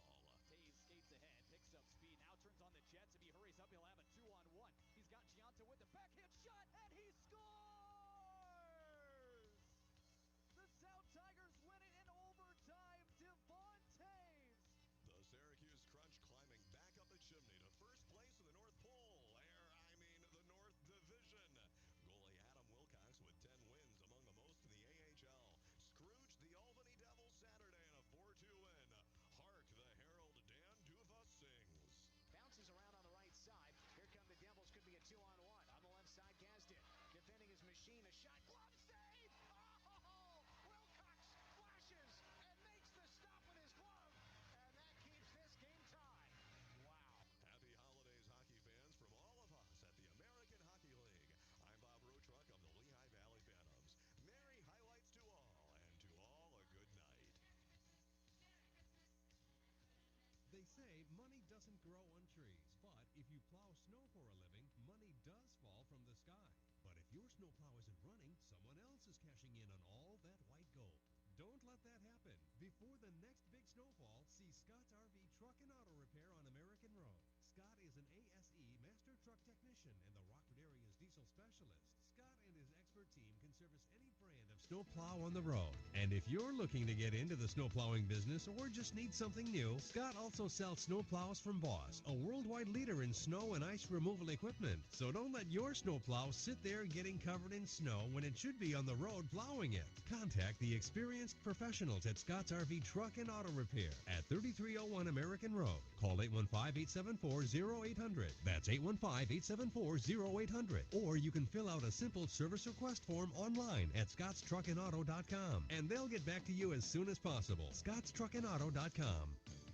The filling station sure has the right name. Over 30 years of filling your need for delicious food, filling your need for great drinks, and filling your need for fun. The filling station is famous for their homemade pizza using only the freshest ingredients, the best wings in town, daily lunch and dinner specials, daily drink specials, DJ and karaoke nights, Rockford's best Sunday Bloody Mary bar, and more. Located at 6259 11th Street, open Monday through Thursday till 2 and Friday through Sunday till 3. Find them online at fillingstationrockford.com and keep up with the latest events on Facebook. There are just so many reasons to love Scanlon's. Huge selection of craft and import beers, in-house dart and pool leagues, karaoke and DJ every Friday and Saturday night, and the best bar food around, including fresh-cut burgers, steak, and marinated pork chop sandwiches, plus great appetizers, wings, fresh salads, wraps, and subs, and Rockford's only handmade sourdough crust pizza, from 7-inch personal size up to 16 inches to feed everyone. Whether it's the great food, great drinks, or great friends, stop in and you'll find a reason to love Scanlon's too. On City View Drive, near the corner of Rockton and Riverside, and on Facebook. Out with some old neat stuff, in with some new neat stuff. It's the annual Al Grace Appliance Blowout, Closeout, Move 'em Out sale. Gobs of neat stuff has gotta go. This model's 6 months old. This one's 12. Is this one 2 years old? How'd all this stuff get here? All kinds of mattresses, med-lift chairs, TVs, Broil King grills, and of course, appliances. Washers, dryers, fridges, great brands like Frigidaire, Frigidaire Gallery, Frigidaire Professional. But here's the one thing it all has in common. It must leave our nest. It's time for Al Grace to show some tough love and let these guys fly away and find a good home. Your home. We do so love our neat stuff, but we want it gone, even if it means selling below our cost. So hop on over to Al Grace for the Blowout, Closeout, Move 'em Out sale. It all ends January 4th, and we're open on New Year's Day. 811 West Riverside. Al Grace. Appliances and other neat stuff. Rockford Ice Hogs Hockey on Sports Fan Radio 1330. WNTA Rockford. Welcome back out here to the BMO Harris Bank Center. Bob Mills alongside Tim Mattilla as we continue along with the Dental Dimensions first intermission report. It is the Ice Hogs who hold the lead over Manitoba. Score is 2-1 favoring the hometown squad as we'll take a quick look around the rest of the American Hockey League here. Syracuse up 4-3 over Bridgeport with 18:25 left in the third period. It's 4-2 Hartford over Hershey midway through the third. Second period just coming to a close. Utica up 3-2 over Binghamton. Lehigh Valley 4-1 leaders over Providence with 20 minutes left to play. Same amount of time, but it's Rochester 2-1 over St. John's. 18 minutes remaining, third frame. Wilkes-Barre Scranton leads 3-1 over Springfield. Chicago and Cleveland locked up at 0-0 at the end of one. Tucson leads San Antonio 1-0. Milwaukee out to a good start against Texas. 4-0 is the lead for the Milwaukee Admirals in that contest. Just after one period of play. And then we have a few games starting later on tonight as well. Stockton is in San Diego. Bakersfield is in San Jose. A few final scores to give you. Albany, they beat Toronto 3-1 tonight. Grand Rapids, big winners 6-1 over Charlotte in this one today as well. Taking a closer look at things out here in Rockford, though, as mentioned, the Ice Hogs lead at 2-1, but it was Manitoba who found the score sheet first. Jimmy Lodge putting his team up on the score sheet as he was able to pop one home midway through the period. Jimmy Lodge working against Nick Schmaltz. Dowd side of the net, spins and shoots. It's wide. May have gotten a piece of Caruth. Now Melchiori along the left side. Put it down to Howden in behind the net. Now a centering Pete Cormier. Shot stopped by Caruth. Rebound, they score. Right in front of the net, it's Lodge on the rebound. May have gotten that one out of midair. And that came just after the Ice Hogs had some good pressure, but we didn't really see any of a letdown from that, Tim. In fact, it almost looked like Rockford responded really positively from that and were able to come out and control the play for a little bit. No, I thought we looked good. I thought our power play puck movement was really good. And, yeah, that didn't do anything but maybe give us another step. And it was eventually Tanner Caro who found a way to tie the contest up as he was able to slam home a power play goal just under 4 minutes later. Abbott hangs onto it on the top of the circle. Skates down to the half wall. Puts it up to Polka. Now Schmaltz right side. Polka winds, he fires. Pad save. Rebound. Hacked at. They score! Tanner Caro got it right out in front of the cage and able to put it home for the Rockford Ice Hogs. And the Ice Hogs have tied it up at 1. 6:02 left here in the first frame. That was a big goal for the Ice Hogs on the power play as Tanner Caro eventually was able to slam it home. And then it was Luke Johnson who gave Rockford the 2-1 lead as he popped one home on the doorstep on a mad scramble right out in front of the cage. Fine Barnes, his shot never found the cage. Up towards the blue line. Back away to Polka. Shoots off the goalpost. Rebound loose. Poked down along the line. They score! What a scramble in front of the cage. That first one from Polka may or may not have been over the line, but the Ice Hogs stick with it. Carrick was involved. Tyler Johnson was there. And that That was a big one for Rockford, obviously, to take a 2-1 lead, but it also comes at 5-on-5, and Rockford winning some puck battles in front of the net set that one up. No, I like the effort, and you've had 2 scraps. You're seeing a little everything today, and it's, this is an entertaining game. So if you don't even care who's winning or losing, this is good hockey right now. Yeah, certainly was an exciting first period. We've already seen a total of 32 minutes in penalties between the two clubs. You talked about it, Tim. 2 fights in that frame, a couple of offsetting roughing calls as well. So these two teams not shy about going at it. Eric Gustafson and Jake Dowell, the 2 members of the Ice Hogs, to drop the gloves so far here tonight. There have been plenty of shots as well. Rockford with 19. The Manitoba Moose had 13 of their own. Manitoba 0 for 1 on the power play. Rockford 1 for 3 on the man advantage. Your goaltenders tonight, Andre Pavlik in the cage for Manitoba has stopped 17 of 19. It's Matt Carruth on the other side for Rockford, who has turned aside 12 of the 13 shots that he has faced. That'll do it for the Dental Dimensions first intermission report. 2-1, Ice Hogs lead after 1. Second period up next on your Rockford Ice Hogs Broadcast Network. I tell our patients, we'll strive for perfection, but settle for excellence. Dr. Chris Timilovich of Dental Dimensions in the Edgebrook Center. I've read articles about how being a perfectionist is so bad. Well, when it comes to medical and dental care, I absolutely disagree. I'm a proud perfectionist. Good enough is not good enough for me. And when it comes to your health care, don't you want a perfectionist? You only have one smile, and you'll have it for your whole life. So make it the best it can possibly be.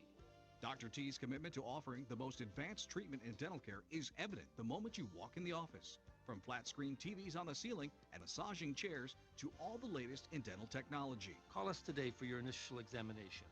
We'll assess your condition and give you options. You choose how to proceed. Call Dental Dimensions at 229-3520 or visit dentaldimensions.com. Dental Dimensions, making every smile count. The definition of gourmet describes specialty foods involving high-quality ingredients and skilled preparation. With Rockford's original gourmet popcorn, Old Salties, you get those high-quality ingredients and skilled preparation with over 32 years of experience. Old Salties is the perfect treat for your next holiday gathering. Plus, they make great gift baskets for family, friends, and business associates. Come in today for some free samples and have a gourmet holiday with the finest chips and popcorn in town. Old Salties on East Riverside between Alpine and Mulford. On the web at oldsalties.com and Facebook.com/Old Salties. Remember, eat more chips. You just had a wreck, and you're seeing stars. Check out the reviews for Belvedere Collision, and you'll be seeing more stars. Like 5 stars here, 5 stars there. Real customers raving about Belvedere Collision's terrific service and exceptional work. Belvedere Collision is so confident in their work that all repairs come with a lifetime warranty. They service all major insurance companies and offer a 10% out-of-pocket discount to all Chrysler employees and active or retired military personnel. Belvedere Collision, serving all trucks and cars, striving for 5 stars. 3680 Newburgh Road, 5 miles east of Cherryville Mall. Welcome back out here to the BMO Harris Bank Center. Bob Mills alongside Tim Mattilla with you here. Teams, of course, will switch sides for period 2. Rockford skating from right to left. They lead 2-1. No carryover power plays for either side. However, there are some carryover penalties as Jake Dowell for the Rockford Ice Hogs, along with Cale Kessie, have to serve the rest of the time on their 5-minute fighting majors here in the second frame. 5-on-5 action, though, as the puck is at the blue line right outside Rockford's defensive zone. It is chipped down in behind the net. Carruth out to play it. Jammed Gustafson a bit with the pass turned over out in front of a skate blade whacked at, but it bounces wide before being recovered by Gustafson up to Abbott, and he guides the puck out to center. Stojkovic stepped up along the right wing side and gathered that puck back up for the Moose. Gustafson settles it back down for Rockford. Now it's Carroll to Abbott. Along the left wall, cross ice feed into the skates of Schmaltz. Couldn't get a shot away from that feed. Now it's moved the other direction for Connor. Stick handles, put it into the circle. Tanner Caro took it away for Rockford. Right back out to center ice with 19:05 left here in the second period. 2-1 is the Rockford lead. Stretch pass. Broken up by the Ice Hogs. Ends up in behind the net as Lundberg races around, whipped the puck around the boards and back out to center. Kitchton is there to drive it into the offensive end. Off a skate blade, then played up towards Kyle Connor. Loose for a wrister. That was a good shot by Chase DeLeo, and he just missed it wide. And instead, that puck comes out through center. Chasing into the zone, Bond to Lundberg. Backhand down behind the net, Bond able to control eventually to Mark McNeil. Shields the puck away from straight. Up the wall, just misses the stick of Cameron Schilling. And it is fed all the way down to the Rockford zone where it will go for an icing call. 18:23 still left here in the second period. The Ice Hogs lead the Moose 2-1. So why are they getting the change if it was an icing call? I think the referees have determined that that puck was deflected. Okay, so it's going to go to center ice. Yep, okay. Shouldn't have been called. Some question from the scorekeeper's booth going on here as well, I think, to determine whether or not Dowell and Kessie should be let out. And they make the right call here, and indeed they should, and they both are now able to return to their respective benches and are once again available to their clubs. 18:23 is what is left here in the second period. And the Rockford Ice Hogs lead Manitoba 2-1. Mark McNeil at center, wins the draw backwards to Norrell. Now it's up to Lundberg. He spins towards his own zone. Hands off to Norrell, then in Svedberg on the near side. To center, a deflected pass. Bond chasing after. Moved it to some open ice along the right wing. Just not able to catch up there was Lundberg. Lapon near boards. Sent it backwards. Worked forward by Churchman. Along the left wing towards Lemieux. He laid it off into the corner. Gathered here by Lundberg, and the Ice Hogs clear the zone. Settled down Churchman on the far side, and he moves it away to the near side wall. That is where Nogier sent it back across the ice. His pass deflected free by Lapon. Then it's Lundberg. Shields away from Lemieux, who still stole the puck aside off that collision. Now Lapon to Cormier. Returns towards Lapon, who got into the Rockford zone. Norrell jabbed it free. It's Lundberg skating behind the net. Pass up through center. Deflected off the shaft of a stick. High up into the air. Chasing it down was Mosey. Ends up away to the right side. Down to the left corner for Stojkovic. Across the ice surface. Pushed up ice by Kosmachuk. Norrell back defensively. Got run into the wall. Puck stays loose with centering feet. Up top, Melchiori's shot. It's blocked by Labrie. And that one ends up bouncing all the way into the air and into the Manitoba bench. That's another big shot blocked by P.C. Labrie. His second really important one of this game. 16:59 left in the second period. Rockford has a 2-1 lead over Manitoba. Yeah, both of his shot blocks you could hear from up here. I mean, those are hard. And they came in at important times. Melchiori was getting ready to dial up an uncontested wrister, and back in period number one, I don't remember who the Moose player was, but it was another big booming slap shot that was looking like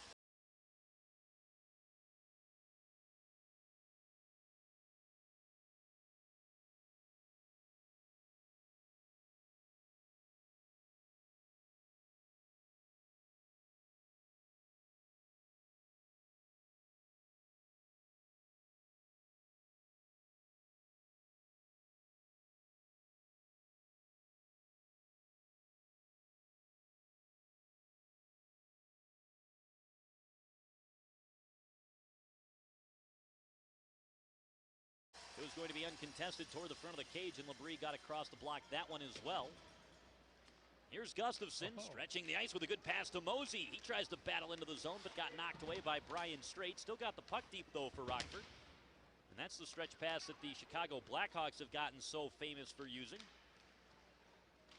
Gustafson, of course, spent plenty of time up with the NHL affiliate of the Ice Hogs last season. Now a deflected puck ends up in the bench of Manitoba.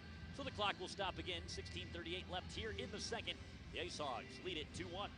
I would say percentage-wise, you probably see more stretch passes in the second period because it's a late change sometimes, and guys can stay out here and hang a little longer instead of going into the zone. And they start already right out there on the far blue line when they come off the bench. So here's the puck moved across to be settled down here by Tanner Caro. Now towards the line, whipped away by Spencer Abbott. Off the board's right wing side, it's dumped down by the Ice Hogs into the attacking zone. Away to the corner, left wing side. Caro chases, digs it away to Schmaltz off the right side. Wrist shot, and the save is made by Pavlik down to the butterfly. No rebound allowed. 16:15 still left here in the second. It's a 2-1 lead favoring the Ice Hogs. So Nick Schmaltz, being a younger player, after he shot the puck, he kept going into the corner where I'm sure as he gets older, he'll maybe follow that puck to the net a little more. You know what I'm saying? Yep, and I don't know that it would have helped him too much on that one. But yeah, as you mentioned, it's just habits is all I'm right, because at some point that puck's going to pop out. So here's a face-off on the right side. It was a good shot that Schmaltz got away, and in fact, Pavlik actually looked like he wasn't sure where that one was, but he had it trapped underneath. He's a goaltender who's been around for a long time, and sometimes just being on your angles and being in the right form is as good as anything for a netminder. Here's Kitchten off to the left side. Big drive, skips off a body. That one originally off the stick of Brian Straight. Now it is back across towards DeLeo. Round behind the net. Off to the left wing side. Caro chasing after it. Ends up behind the net as Gustafsson flips it around. Trapped along the near side boards. Abbott not able to get a stick play on it. It's back to the line for Kitchten. Big drive and a blocker save made by Caruth. Puck gloved down by Caro. Moves it to center. Chase DeLeo takes it away from Manitoba. Dishes it to Glennie, right side. Now up into the high slot. Turning with it is Connor. He moves into the high slot area again. Caro got in his way, knocked it aside. Maybe an opportunity here for Rockford to counter and a pass up ice. Abbott trying to get a step there against Noje. And the pass deflected free. Here's Connor into the zone. Digs into the slot, then left side. Wrister and a shoulder stop made by Caruth down to the butterfly. Rebound pop back out in front. Schilling battling for it. Gets it away out to center. And now here's an opportunity for Barnes into the zone down the right wing side. Bottom of the circle. Curls behind the net. Looks for a play in front. Sent it across. Wanted Carrick. Just missed him. It's Schilling down the right wall. He skates behind the net. Pops out along the left side. Stick handling with it still. Shot through traffic off a shin guard. It skips away and is gathered up by Patrice Cormier. And along the left side, good move made by Lemieux, and he was cut off by Schilling as he made his way to the front of the net. Puck around to the near side, Carrick. Had it trapped there, and eventually to Luke Johnson as he works through center, finding the red line, and he floats into the offensive zone. Immediately gloved down by Julian Melchiori. Moved up towards Lepon, in along the right side of the circle. He mishandled the puck, being watched closely by Svedberg. Curled around to Barnes. Made the play to McNeil. He escapes to center ice. Fends off a play from Olsen. Walks in right side with a snapshot that gets knocked away by Pavlik. Now it's McNeil to the blue line. Good hold, Norrell. Put it quickly down in behind the net. Lundberg got trapped there. The puck hops away. Out to center off the stick of Kosmachuk. Batted free by Victor Svedberg. Kyle Bond settles it down. Moved it across to Svedberg through the neutral zone with 13:41 left to go in the second period. Puck is flipped in on goal. Glove down there by the netminder, Andre Pavlik, and he elects to hold on to that one. Score remains 2-1, favoring the Rockford IceHogs here in the early stages of the second period. We'll take a step aside for now. We'll have more IceHogs action. It'll be coming your way just after this right here on your Rockford IceHogs broadcast network. You can get all your Christmas shopping done at Old Salties? Well, think about it. For your local business associates, it makes sense to treat them to a yummy snack from another local business. You have family and friends who grew up enjoying the taste of Old Salties? That's a no-brainer. And your new friends and neighbors from out of the area. Now's the perfect time to introduce them to a hometown favorite. And Old Salties is a safe alcohol alternative for holiday gift giving. Come in for some free samples and have them make up a custom gift basket with any chips and popcorn you like. Or pick up a gift card. Old Salties, East Riverside between Alpine and Mulford. Remember, eat more chips. Allen Heating and Cooling makes comfortable affordable. For a limited time, get a furnace clean and check for just $86 on all makes and brands. Or you know it's hard to stop a Train. Have a new Train XV95 high-efficiency furnace installed with 0% interest for 60 months for qualifying customers. Or save up to $2,000. Also take advantage of NICOR rebates up to $670. Plus, get up to 12 years parts and labor warranties on select equipment. Allen has all the details. Visit AllenHeatCool.com or call today. Call Allen Heating and Cooling, 2988802. Welcome back out to the BMO Harris Bank Center. Bob Mills and Tim Matillo with you here today. 13:39 left in the second. Rockford leads 2-1 over the Manitoba Moose. It'll be Mark McNeil to the face-off circle, attacking zone for Rockford on the right wing side. Chase DeLeo lines up against him. Draw was won back by DeLeo, but ruled that Mark McNeil will be tossed out of the face-off circle, and we'll try it again.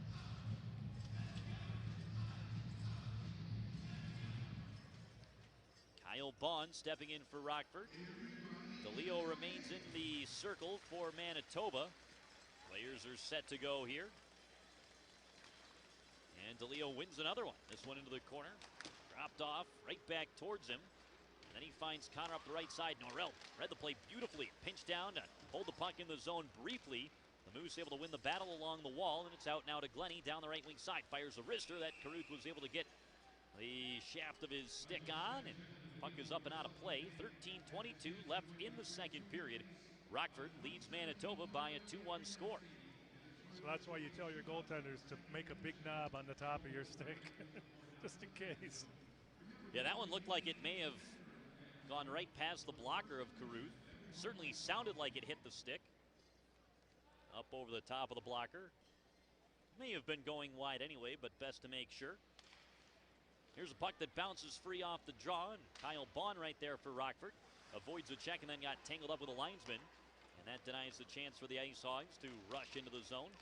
Instead, Straight will move the other way. He finds DeSalvo. Dishes a pass down the left side to Howden. Put it right back out in front. DeSalvo deflected it wide, rolled it just away from Lodge. Now Straight. His shot blocked by Labrie, and the rebound came loose. Good stop made by Caruth. Labrie looked like that shot may have hit him in the arm and stung him a little bit, but he stays out on the ice, handles the puck here over the red line, dumps it in and chases after, so that's good news. Labrie seems to be all right after that puck hit him. Now down in behind the net. Mark McNeil whacks it to the blue line to Svedberg, shoots it back down into the corner, bounces free. McNeil able to dig it aside along the right wing wall, had his stick knocked clean out of his hand. No penalty call coming up against Manitoba. Back down around the left side, here's Svedberg to the corner. Rolls away, and now a backhand feed. He wanted Dowell. That was a good look by Svedberg, and it was just cut off on the play. The Ice Hogs maintain control as Labrie has it on the left wing. He's able to fend off a check. Now bodies himself to the front of the net. His backhander's just over the bar. That was just a power move by P.C. Labrie.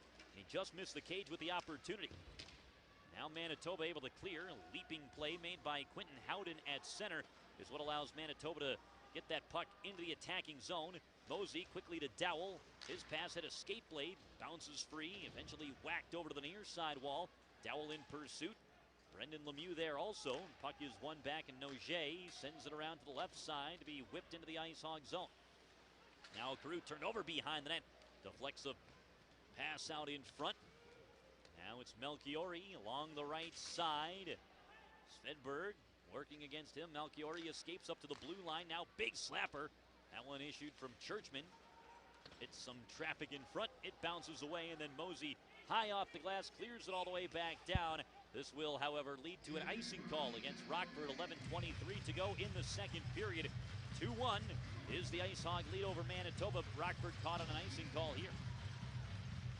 Nice shot block by Svedberg again. And they've really done a nice job today. Rockford's had a few key ones. Labrie has certainly been part of that. Jake Dowell out for this draw for Rockford. He will line up against Ryan Olson.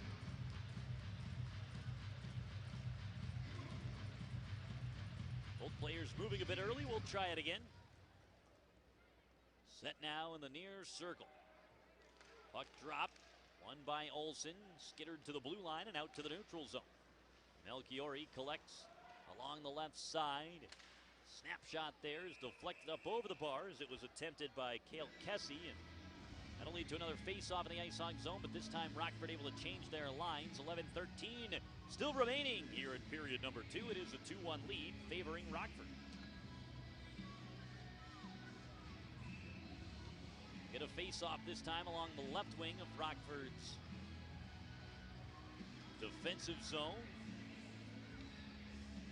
Nick Schmaltz to the draw. Chase DeLeo for Manitoba, also into the circle. Back down to the corner as Dahlstrom finds it there. He dishes free to Schilling. Now Dahlstrom again up the right side through center, drives it right in on goal, and Pavlik will elect to catch that one and will glove it down to stop the clock with 11:04 left in the second. Still a 2-1 lead. So we won the draw, and we did a nice job of moving it around the net. Manitoba did a nice job of all three of our wings were picked up, so the D had to carry it basically by themselves and carry it, which they did. They didn't panic and throw a pass to somebody that wasn't open. So, and they got a shot on goal in the offensive, a face-off too.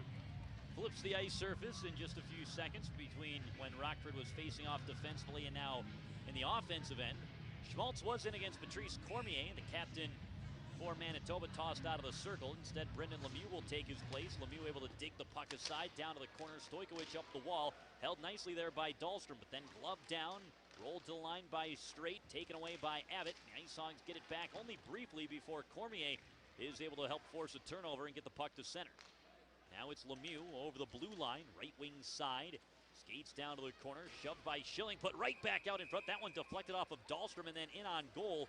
Caruth able to make the stop, and then no surprise here to see players coming together after the whistle. Well, Lemieux leads the team in penalty minutes, and Lippon is like second or third in penalty minutes. A feisty group out there for Manitoba, and not only is Lemieux up at the top of his team, he's one of the leaders in the entire American Hockey League. He came into this game tied for third in the AHL with his 60 penalty minutes. He's already picked up a minor here tonight.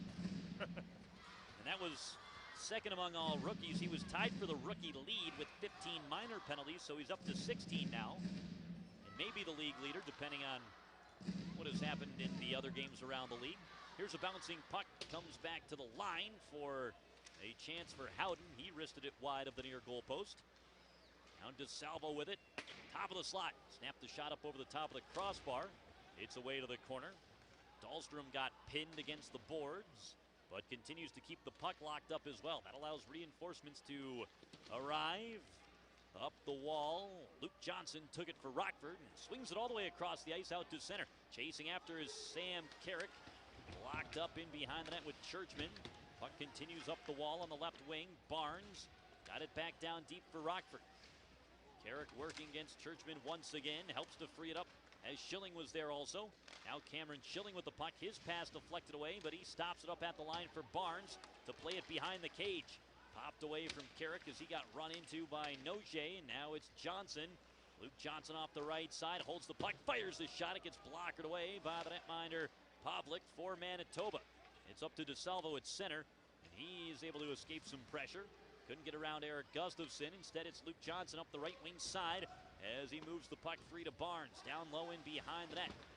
Andre Pavlik moved it around the boards, turned over, right back out in front. Quick snapshot, and the save is made by Pavlik as the opportunity was driven in on goal by Mark McNeil. Barnes was there looking for the rebound, but Pavlik was able to find it in time. 9:24 still left in the second period. The Ice Hogs holding on to their lead. It's 2-1 over Manitoba. We'll be back with more action coming at you just after this right here on your Rockford Ice Hogs Broadcast Network. Hi, this is Jennifer First, president of First Staffing. First Staffing is actively hiring throughout northern Illinois and southern Wisconsin.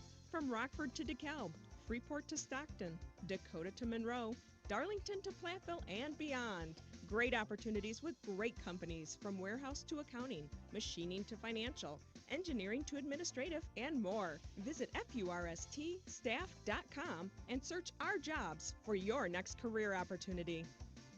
The definition of gourmet describes specialty foods involving high-quality ingredients and skilled preparation. With Rockford's original gourmet popcorn, Old Salties, you get those high-quality ingredients and skilled preparation with over 32 years of experience. Old Salties is the perfect treat for your next holiday gathering. Plus, they make great gift baskets for family, friends, and business associates. Come in today for some free samples and have a gourmet holiday with the finest chips and popcorn in town. Old Salties on East Riverside between Alpine and Mulford. On the web at oldsalties.com and Facebook.com/Old Salties. Remember, eat more chips. Welcome back out here to your Rockford Ice Hogs Broadcast Network. Bob Mills alongside Tim Mattilla with you here. It is a 2-1 lead for the Rockford Ice Hogs, just past the midway point of the second period. Attacking zone draw upcoming here for Rockford. Mark McNeil into the circle. Dan DeSalvo against him. Or pardon me, Chase DeLeo lines up against him. Puck was drawn back by DeLeo, and eventually the Ice Hogs, though, gained control of the blue line. Shot through traffic, bounced off a body. The netminder Pavlik got knocked down as McNeil was in the vicinity, but I think it was Kitchton who actually ran into his own goaltender. Manitoba still able to clear. Lundberg off the boards left side. Round in behind that quick centering play. Nobody there for the Ice Hogs. Eric Gustafson skates away to the right wing side, puts on the brakes and peels aside from Glennie, tries a wrist shot, got blocked. Lundberg looking to hold the zone, had that opportunity deflect up into the netting. And so we'll get a stoppage with 8:51 still to go in the second period. A 2-1 lead favoring the Ice Hogs here at the BMO. Pretty good patience by Gustafson to control that puck and not. It looked like he was going to throw a backhand to his partner, and he held on to it because there was a guy coming out. So nice patience. We'll get a face-off and along the left wing side of the Rockford Ice Hog attacking zone. Tanner Caro steps into the circle. Dan DeSalvo against him. Caro will be asked to leave the circle now. Instead, Schmaltz comes in to take the draw, and it gets snapped away from him by DeSalvo down to the corner. Picked up by Malchiori. Along the wall, left wing side. It gets whipped off the glass and into the neutral zone. Maybe it caught part of the bench there as the whistle stops play with 8:40 left here in the middle frame. Still a 2-1 Rockford lead. So the only time you can do a hand pass is in your own defensive zone. Otherwise, the refs will whistle it down. Oh, is that what they called? Was a hand pass Yes. there? All right. There you go. Good job, Tim. Glad somebody's watching. Here's Schmaltz, and DeSalvo lines up in the neutral zone. It gets popped aside. The Ice Hogs recover. Schmaltz deep into his own zone. Curls with the puck through center ice. Able to escape Howden. Off the board's right side, and then brings it around to Caro, who lets it go back to Svedberg. Svedberg dumped it down left corner. Puck bounces all the way around to the right wing side. Robin Norrell stepped up there. Made sure that puck stayed deep for the Ice Hogs. Caro racing around to the left side as Stojkovic got towards that puck. Caro steps it down to the corner. It's away to Malchiori along the far wall, and he flings into the Ice Hog zone. Icing called here against Manitoba, and that was one that was completely caused by the forecheck of the Ice Hogs, just relentless that time. And they'll get an offensive zone face-off as a reward. 7 minutes, 55 seconds left in the second period. 2-1. Here's our grindy grit line. Yeah. Which every team needs, right, eh? Oh, yeah, absolutely, and they've been effective tonight. Here's Dowell winning a drawback. Got it towards Dahlstrom. Wrist shot fought off by Pavlik. Back down to the corner. Settled by Mosey to Dowell. He wanted to use Schilling at the blue line. Schilling was hoping for a centering pass, and so it vacated the area. And the puck out to center. Caruth played it forward and then dumped deeper into the zone by Mosey. Deflected pass eventually finds Dowell. Tried to tap that one free to Mosey. Just missed him. It's out to center again. Here's Schilling, good feed to Labrie over the blue line, snapped a shot, and that one was turned wide by Pavlik. Down to the corner, it's Labrie. Got it around to Mosey, slipped the check of Stojkovic. Now Schilling into the corner, got it right back out in front towards Labrie, and a good save made by Pavlik on the play. Bouncing puck hit the shoulder pads of Mosey. Now Labrie off the left side circle, walks in, snap shot, and the stop was made by Pavlik, centering feed to Schilling. Top of the slot now left it to the blue line, held by Polka. His opportunity was blocked away in front and trickled just wide of the net. Rockford in need of a line change here. They will do so as the Moose exit their own zone. Puck rolls aside to Gustafson. He spins with the puck out to center again along the left wing wall. Here's Luke Johnson into the zone. Puts on the brakes left wing side to the blue line. Gustafson winds and fires, and it's wide of the cage. Away now to be recovered briefly by Kosmachuk. Good work by Carrick to trap him before he could leave the defensive end. Manitoba eventually does find a way to get out to center, but enter the Rockford zone offside. 6:28 left here in the second period. It's 2-1 lead for the Rockford Ice Hogs. Well, Pavlik's looked fine. He's kept them in this game, actually. He's made a number of really good stops. Here's Sam Carrick to the face-off dot for Rockford.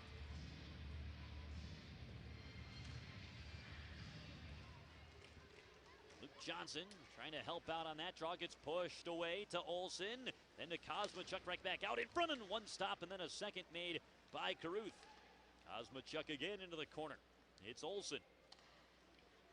The line. Left wing side. Popped right back in on goal, and Caruth down to the butterfly makes the save. And a little bit of contact there with the Ice Hog goaltender. But he's able to cover it up, is Matt Caruth. 6:07 left in the second. 2-1 is the Rockford lead over Manitoba.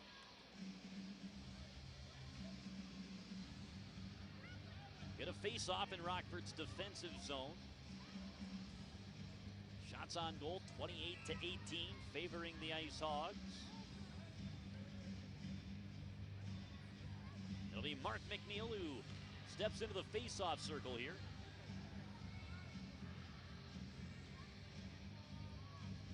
Lines up against Chase DeLeo. Puck is won back towards the line, held across to Kitchton. Wrist shot blocked by Polka. Pushed the puck to the corner. Lundberg not able to get down there in time to handle. Instead, Kitchton off the left side straight. Winds and fires and down to the butterfly. Another stop is made by Matt Carruth, and he's able to hang on there. 5:55 still left to go in the second period. It's a 2-1 lead. The Ice Hogs have the advantage over Manitoba. We'll be back with more right after this here on your Rockford Ice Hogs Broadcast Network. Hi, this is Michael Prosser from the Hoffman House. My father, Bob Prosser, has been at the Rockford Hoffman House since 1985 and started working for the Hoffman brothers over 42 years ago. We're best known for our famous prime rib of beef. And what makes our prime rib so good? We do. Our prime rib is naturally aged, hand-seasoned, and slow roasted to perfection each and every day. And we've even used the original Hoffman brothers recipe from 1945. I'm so proud to be part of my father's company. He's established a reputation of serving quality food and service, and I promise to carry that tradition on today. I invite you to come join us for dinner, and I guarantee you will not be disappointed, because at Hoffman House, it's a matter of taste. Call 815-397-5800 for reservations. Hoffman House, it's a matter of taste. Welcome back out here to the BMO Harris Bank Center. Bob Mills alongside Tim Mattilla. It's the Ice Hogs who have the lead, 2-1. Face-off, though, is inside Rockford's defensive zone.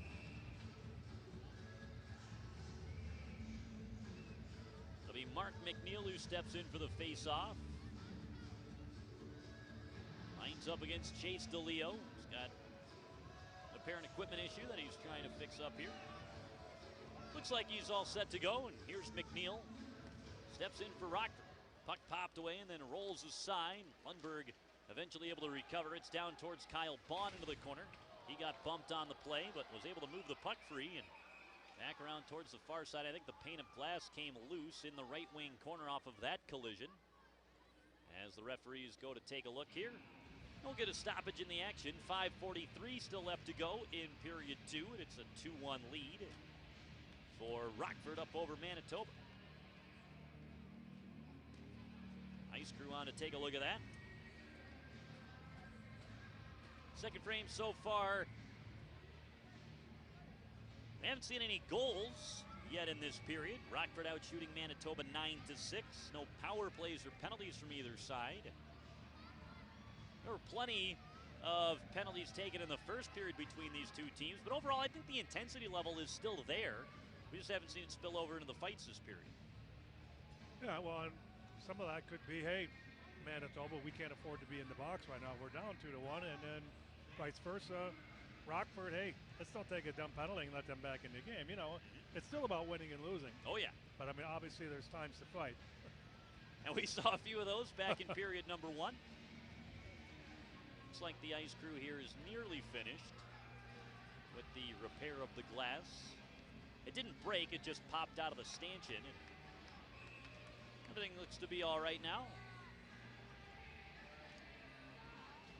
We'll have a puck drop over on the far side of the Ice Hog, or I should say of the neutral zone, just outside of the Ice Hog defensive end. Puck is moved around by Carruth to Gustafson, right corner, all the way across to Polka, moves it through center. Here's Schmaltz into the zone. Stops up, looks for a trailer. It's Polka off the right side. He shoots, just missed the top of the cage. Puck around the boards and out to center where Gustafson will settle it in his own zone. Lifts a saucer feed to Polka. He puts the brakes on out behind the net. He'll work it forward to Carroll. Good feed to Schmaltz up the right wing. Has speed into the zone. Takes it wide down the right side. Able to fend off a poke check. Schmaltz with it again. Played it right back down to the corner for Abbott. Now in behind the net. Looped around the boards off to the near side wall. J.C. Lapon got it freed up. And now Svedberg up the right side to Carroll. Down the boards, wasn't able to connect with Abbott. Ends up in behind the net. McNeil along the left side. He collides right there with Kitchton. Puck freed up along the boards as Abbott battles it out with LaPon. Pushed to the blue line, just past Svedberg, and out to center. Robin Norrell winds up and fires it once more into the offensive zone. In along the left boards, Vaughn got knocked down by Straight. Puck cleared to the blue line. Nice job off the skates by McNeil to hold, but only briefly before J.C. LaPon was there for Manitoba to clear. Now Norrell through center. His pass did not connect with Lundberg, but the Ice Hogs do recover and get into the offensive zone. Lundberg down to the right corner. 4:10 left, second period. Rockford still leading by a 2-1 score. Here's a puck freed up partially from the hit from Cormier, and now out to center again. Lemieux, poke check beautifully by McNeil. Now it's Victor Svedberg to Dahlstrom. Long pass forward off the stick of McNeil. That one flies into the crowd. That'll cause the clock to stop. 3:50 left to go. Second period. 2-1 is the Rockford lead over Manitoba. You know, just looking around, you see quite a few Blackhawk jerseys. You know, their success has really spread back to Rockford as well. And sometimes that goes both ways as well. I know we've seen some chatter on the team's Twitter page today that there's an Ice Hogs jersey spotted sitting right behind the Blackhawks bench tonight. There we go. So represented out of the NHL level tonight are the Ice Hogs. And speaking of which, Rockford had an alumni score a goal for the Hawks tonight. Dennis Rasmussen evened the game up at 1-1 back in period number 1. Last I saw, I believe the Blues were up by a 2-1 score as the puck is moved around to the near side. A wrister from Kosmachuk never got through towards Caruth. Mosey trying a quick redirect out of the zone. Couldn't clear. Here's Kosmachuk right back in along the left side. His shot blocked away out in front. Kosmachuk got tangled up with Dahlstrom and knocked him down. Dahlstrom still had the stick of Kosmachuk and then tossed it aside. No penalties either way as it's down in behind the net. Just away from Olsen. Now Dahlstrom whipped up the boards. Mosey able to recover and then hands off to Dow. Over the center ice red line. He's able to tap it into the attacking end. PC Labrie chasing after the puck. Melchiori able to slip away from him and toss over towards Kosmachuk, who got it out through center. And Peter Stojkovic is there to lift the puck into the Rockford zone. Polka to Gustafsson with 2:45 left here in this second period. Long pass forward doesn't connect, but good hustle by Barnes. Beats out an icing call, a centering feed. Luke Johnson had his stick tied up. Here's Johnson up the wall to Gustafsson. Left wing side. Snapshot tipped in front. It ends up over the bar. Up and out of play. We'll get a face-off staying in the attacking zone with 2:32 left in the second period. And the Ice Hogs leading 2-1 over Manitoba. So Gustafsson made it a little false information move to get that guy to get out of the shooting lane so we could get that puck to the net. That was a nice play. We'll have a face-off in the left side of the attacking zone. Very nearly that puck ended up in the net. Good traffic out in front by Rockford. Sam Carrick into the face-off circle, joined up front by Johnson and Barnes. Gustafsson and Polka patrolling the blue line. Manitoba switching their lineup here just a bit. Carrick against DeLeo, able to get the draw back towards Polka. Snapped a shot just wide. Barnes racing after. Threw it out towards the low slot as Johnson was racing in. Couldn't catch up in time, but the Ice Hogs hold the zone. Carrick on the left corner. Skates up the wall towards the blue line. Now down to the corner. Got away from Johnson. Given to Barnes. Now Johnson hit and knocked down. Keeps the puck trapped along the wall long enough for Barnes to come in and help out. 4 players battling for the puck here. Barnes with it briefly. Johnson now helping. Gustafsson down the wall. Tapped the puck aside. Carrick covering for him at the blue line. Held the puck into the zone for the time being. But now here come the Moose through center. It's Connor. Toe drag, snapshot, toe save. And the rebound popped aside. It would have been a good opportunity for Glennie if that rebound had moved the other way. Nice rebound control by Caruth to get it over towards the far wall. And then Rockford out to center. Here's Gustafsson using the wall to get the puck to Carrick. Shovel it on the backhand. Manitoba regained control. Glennie dropped it off. Now pass across towards DeSalvo. Never could settle that one cleanly from Connor. It's away to the right side.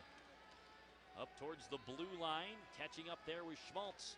Takes it wide right side. Now over the line into the offensive zone. Puts on the brakes right there. Gets run into by Connor. Kicked into the corner. Now Abbott. Around the boards left wing for Carroll.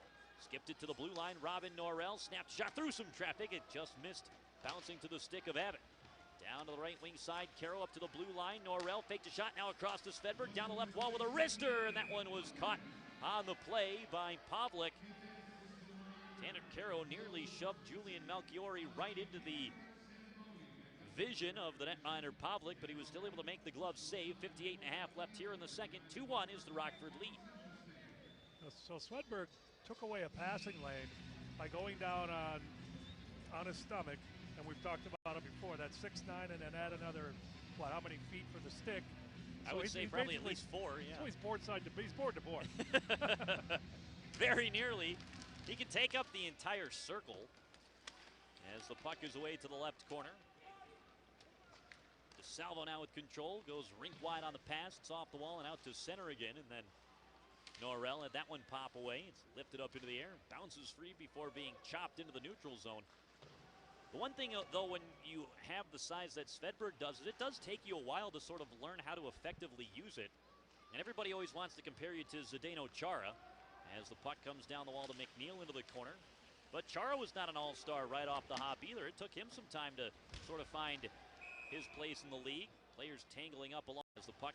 Though, when you the wall and out to take up the entire circle as the puck is away to the left corner. DeSalvo now with control, goes rink wide on the pass. It's off the wall and out to center again, and then Norrell had that one pop away. It's lifted up into the air, bounces free before being chopped into the neutral zone. The one thing, though, when you have the size that Svedberg does, is it does take you a while to sort of learn how to effectively use it. And everybody always wants to compare you to Zdeno Chara as the puck comes down the wall to McNeil into the corner. But Chara was not an all-star right off the hop either. It took him some time to sort of find his place in the league. Players tangling up along the boards. Right wing side, Kyle Bond, I believe, is whistled here for interference. I think Char was in the American Hockey League for 5 years before he ever got to Boston. Yeah, and he started with the New York Islanders. Okay. Before the Islanders moved him on to Boston. I mean, it wasn't a done deal with Char. It wasn't that he stepped into the NHL and was an all-star for day one, which I sometimes feel the expectations of Svedberg are, hey, you're 6'9", you want to be dominating the NHL level, but it's not easy to play with that frame, and you do have to learn how to use it, just like a small player does. Correct. Penalty, though, to Bond for interference is whistled at 19:38, and so the second power play of the game for the Moose is on the way here, and they win the draw on the left side with 15 seconds left in the period. Held up top, Kitchton shoots down to the butterfly. Caruth able to make the save through traffic, trapped the puck underneath, no rebound allowed. 10.9 seconds left here in the second. We'll have another face-off inside Rockford's defensive zone. You know, they've been letting those roughing kind of hits from the back go pretty much today for the most part. And that was kind of, that was pretty close to not being a penalty in my opinion. I don't know what you think. I actually didn't see it very cleanly. Here's a face-off. This time the Ice Hogs able to collect down the wall. Polka pushed it free. It's up towards the blue line now, and then Dowell able to force it out of the zone. Tanner Caro finds it in neutral ice, and that will do it for period number 2. So the two sides not able to strike in the second frame, but still saw some good opportunities, and I think especially from Rockford in that second period, Tim, where they really did hold the edge for, I think, a good chunk of that frame. And you even mentioned it at one point that Pavlik had sort of held Manitoba in for a decent chunk of that second period. We could have seen Rockford up 3-1, maybe even 4-1. Yeah, there's no question about it. And I've liked their effort. I like their shot blocking. I like their power play. This is a fun game to watch. Sort of how the Ice Hogs played against Texas last Saturday, too. And you can string a couple of those games together, and now your team sort of begins to find their identity. Everybody, and I don't think they've had a problem. We've talked about it before in terms of buy-in. There hasn't been a player on this team who's been running around with a bad attitude or who doesn't want to play their role. I think we've seen Rockford really embrace that all year, but you still have to grow into that as a team, and you start stringing together these strong games, and we're not done yet. We've got 20 minutes left. We've seen Rockford play 40 great minutes and 20 minutes that are a little bit down many times this season for the Ice Hogs, but if they can string together another good 60-minute effort like they did last Saturday in Texas, all of a sudden you start to set a little bit of a trend for yourself. Yeah, it's funny because in hockey, the sense of urgency when a team's down by a goal versus up by a goal, you know, it's just funny how the game seems to change within the game. And actually, the head coach of the Ice Hogs, Ted Dent, talked about that earlier on today when we had a chance to catch up with him for the pregame interview, and he mentioned that it just seems to be whether you're the team that's down or whether your opponent is down, you sort of get into that situation, you start to feel that desperation, and all of a sudden you find a way to ratchet it up a little bit. And I know you've mentioned it on the broadcast before too, but you can't play that way for a 76-game schedule or an 82-game schedule or whatever. Shift in and shift out, or you're going to completely wear yourself out 25 games through. And I think sometimes that's why we see a player find that extra level late in a hockey game down by a goal or what have you. Yeah, there's no question. You got to, I mean, you don't want to say save yourself because you're not going to be playing. When I looked in the mirror. Illinois Lottery second period. Time for Al Grace to show forward towards Dan DeSalvo. Skates through. That white gold. Don't let that happen. And his expert team can service any brand of snowplow on the road. And if you're looking to get into the snowplowing business or just need something new, Scott also sells snowplows from Boss, a worldwide leader in snow and ice removal equipment. So don't let your snowplow sit there getting covered in snow when it should be on the road plowing it. Contact the experienced professionals at Scott's RV Truck and Auto Repair at 3301 American Road. Call 815-874-0800. That's 815-874-0800. Or you can fill out a simple service request form online at scottstruckandauto.com, and they'll get back to you as soon as possible. scottstruckandauto.com. Welcome back out here to the BMO Harris Bank Center. Bob Mills alongside Tim Mattilla with you here tonight. The Rockford Ice Hogs, they lead it 2-1 over the Manitoba Moose going into period number 3.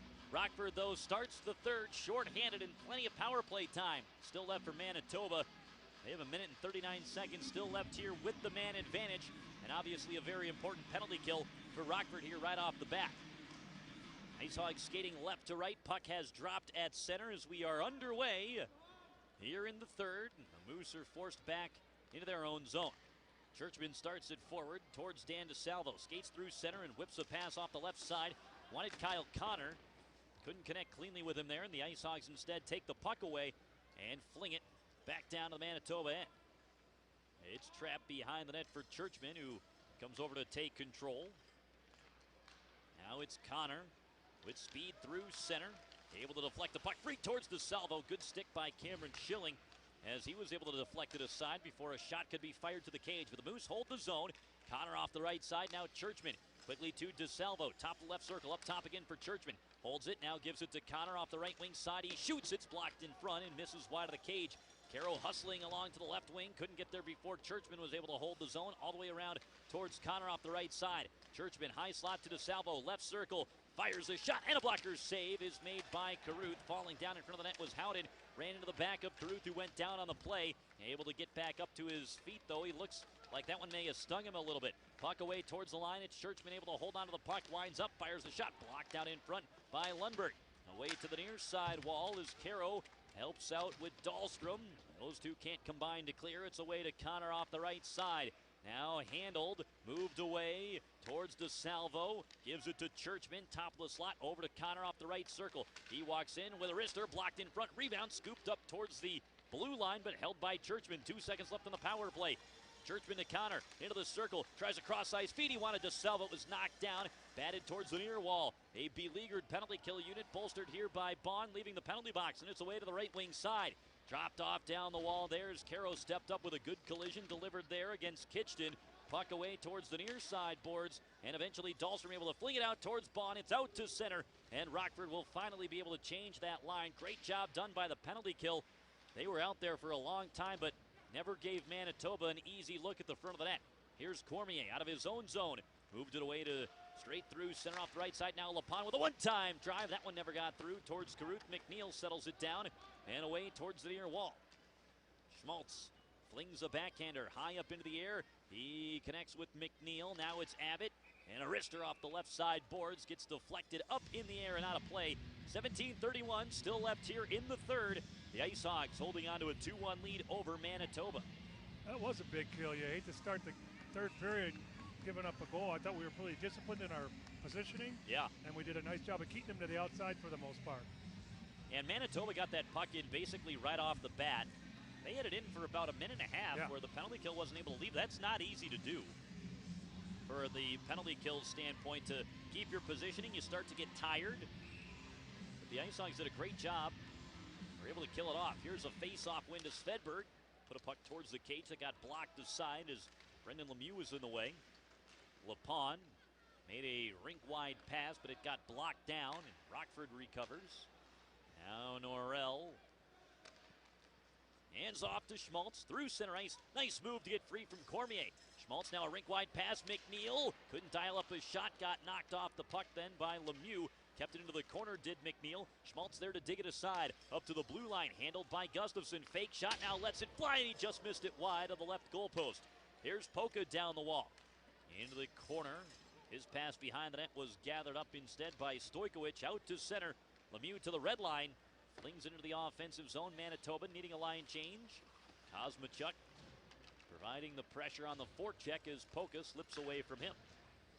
Pass was up towards Abbott.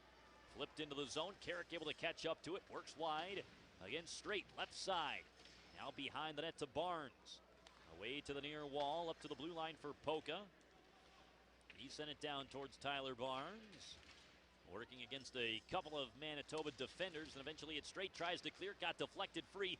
Carrick able to hold. He spins. He shoots. Tipped in front by Barnes. And the save is made as the puck comes aside to Johnson. He works his way up the wall. Attempting to make a pass to Carrick. Never got it through. It's popped off the boards out to center ice once again and then rolled free towards Barnes. And then a nice poke check after it hopped over his stick blade as he digs the puck aside now to Johnson, and he fires his shot down to the butterfly.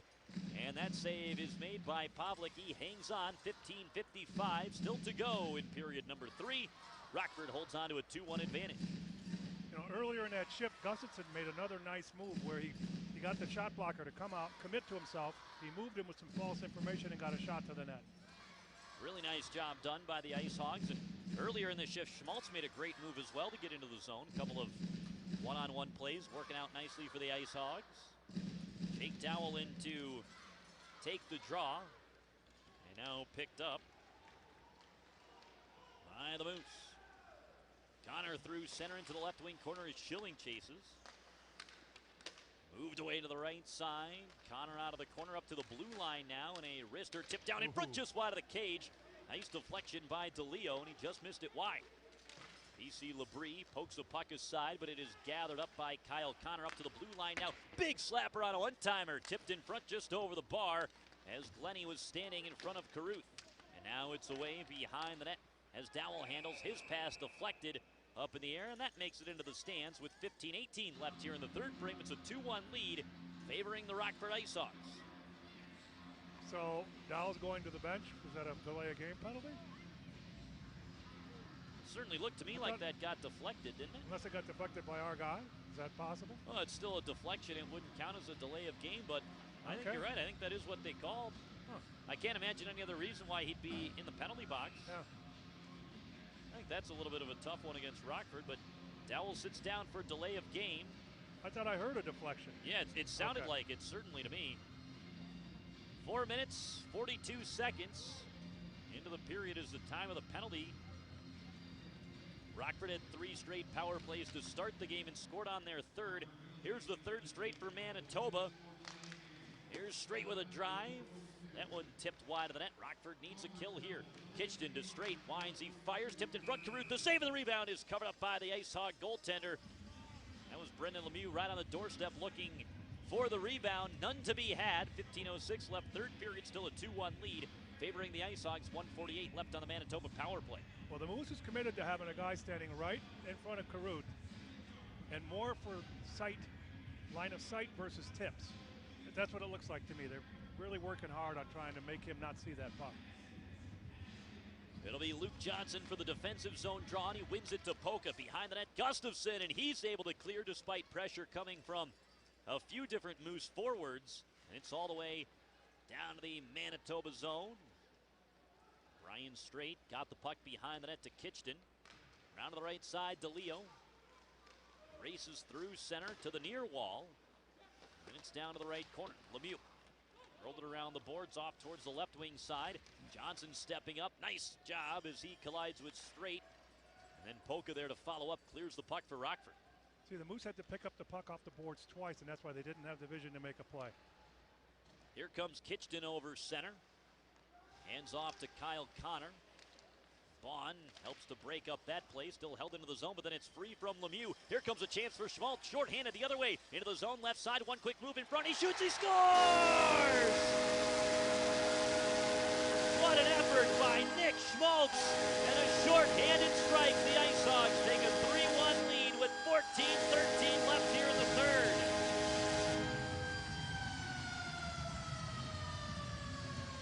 He's done that move 3 or 4 times today. I bet in practice the defensemen say, hey, no, you go out there next.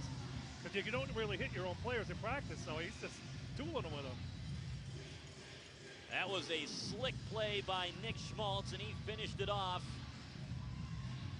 by firing a shot past Andre Pavlik. And that's a huge goal for Rockford. It gives them a little bit of a cushion here. What a play made by Nick Schmaltz.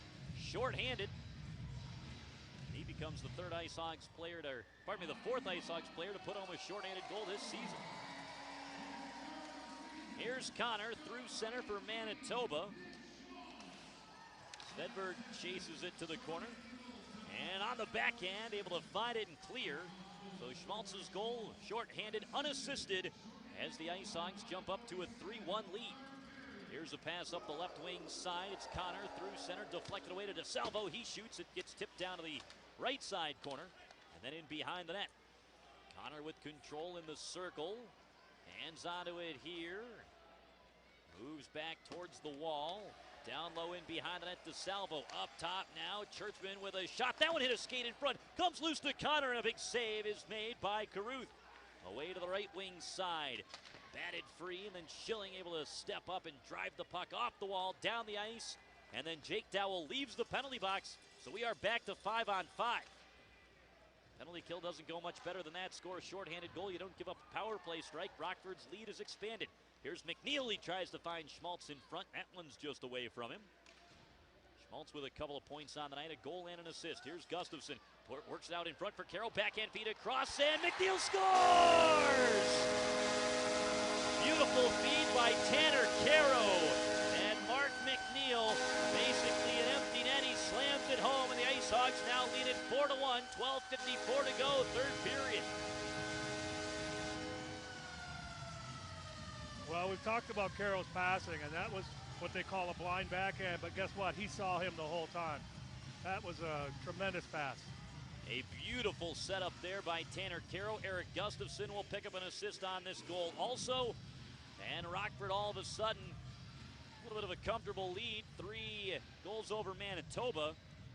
That doesn't mean this one's anywhere near over, though. Rockford had a lead about this much over the Texas Stars. You might remember the last time they won, Texas came back with 3 late goals to eventually force a shootout. The Ice Hogs prevailed, but just because you're up by 3, close to the midway point of the third, certainly not time to call it quits yet. Here's a puck down to the Rockford zone as Gustafson's around to catch up to it. He got hit along the corner boards, but freed the puck up anyway. Now it comes across to Kosmachuk. Put it up the wall as Abbott pinned him there. Not able to clear it out, though. Down the right wing side, it's LaPon. Trying to step away from Polka. Back up towards LaPon. His pass blocked aside by Abbott out to the neutral zone. And that will force Stojkovic to come collect it deep in the defensive end. Out of the near side, Melchiori. Hands off to Stojkovic. Through center. He drives it into the zone off to the right wing side. Svedberg tapped it off the boards to Lundberg. Backhand feed to Carrick, and then he gets it out to center ice once again. Over the line, straight at it, tapped aside, but right onto the tape of DeLeo. He couldn't keep a handle on it. Now Labrie pinned it against the boards. Eventually makes a pass to Carrick over the blue line. Now across left side, Lundberg walks in with a wrister. That one blocked away. Svedberg with a backhand try, and a stop is made by Pavlik. Rebound is aside to Connor. Through center ice, he drops the puck off towards DeLeo off the right side. Shot deflects free. Now Norrell had it bounce over his stick blade. Luke Johnson moved it around the wall, and then Svedberg out to center as Labrie settles it down off the right wing side. Labrie got trapped into the corner, then got to a loose puck behind the net, and worked away to the left side, down behind the cage once again. Wanted Lundberg, couldn't quite get it there. Off towards the left wing side. Here's an opportunity to move the puck forward. As a long pass from Lodge does not connect, but does get tipped into the Rockford zone to avoid an icing call. Mosey out to center ice again here, able to stick handle free. Eventually finds Cameron Schilling. Down the wall, a centering play, and knocked down before he could get a shot off was Bond. Puck is back out to center ice. Now it's Dahlstrom. Evan Mosey. Cameron Schilling to the red line. He fires into the zone. It is gloved down by Pavlik, and he hangs on with 10:24 left here in the third period. The Ice Hawks have expanded their lead from 2-1 to 4-1. 10:24 left, third frame. We'll be back with more Ice Hawks action coming up just after this right here on your Rockford Ice Hawks broadcast network. This is Mike. This is from Benny & Sons Body Shop. Picture this, the thickness of a diamond. That's less than 1 millimeter. The manufacturer's specifications are that precise when it comes to the repair of today's cars. At Benny & Sons, we follow those instructions right down to the millimeter. Good day, guardsmen. Well met, kinsman. Today certainly is a glorious day for adventure. I used to be an adventurer like you. Then I took an arrow in the knee. Yes, it certainly is. Wait, what? Now my cousin's out fighting dragons. And what do I get? Guard duty. No, wait, can we go back a sec? What did you say? My cousin's out fighting dragons? No. Before that, I used to be an adventurer like you. But then I took an arrow to the knee. Yeah, I thought that's what you said. You used to be like me, but one arrow to the knee stopped you. Do you have any fucking idea what it's like outside the city? Do you? I've been shot by hundreds of arrows. I've been stabbed, slashed at, set on fire, electrocuted, frozen, sometimes all at once. I can't go into any kind of castle or cave outside without running into bandits or vampires or wizards. Sometimes wizard, vampire, bandits. I went for a stroll yesterday and this bloody plant next to the river started glowing and moaning at me. So I had to pick it. Even the ferns are shouting at me. I've got about 50 of the bloody things. I took some flowers to my nan's grave the other day. You know what happened? She rose from the dead and tried to cut me up with a bloody claymore. I had to chop her head off. I've got these. Point of this third period. Bond down the wall to Mosey. Back to Bond. Made a nice play to get that puck up towards the blue line. Pile of bodies in the left corner. Polka, meanwhile, sends the puck behind the net. Chopped at by Dowell. Couldn't get it back out in front of the cage. He and Kitchton work against each other, and it is Kitchton who comes aside with control, but he was forced to spin back down in behind the net as Bond was in the vicinity. Bond going for a change. Kitchton works the puck to Olsen.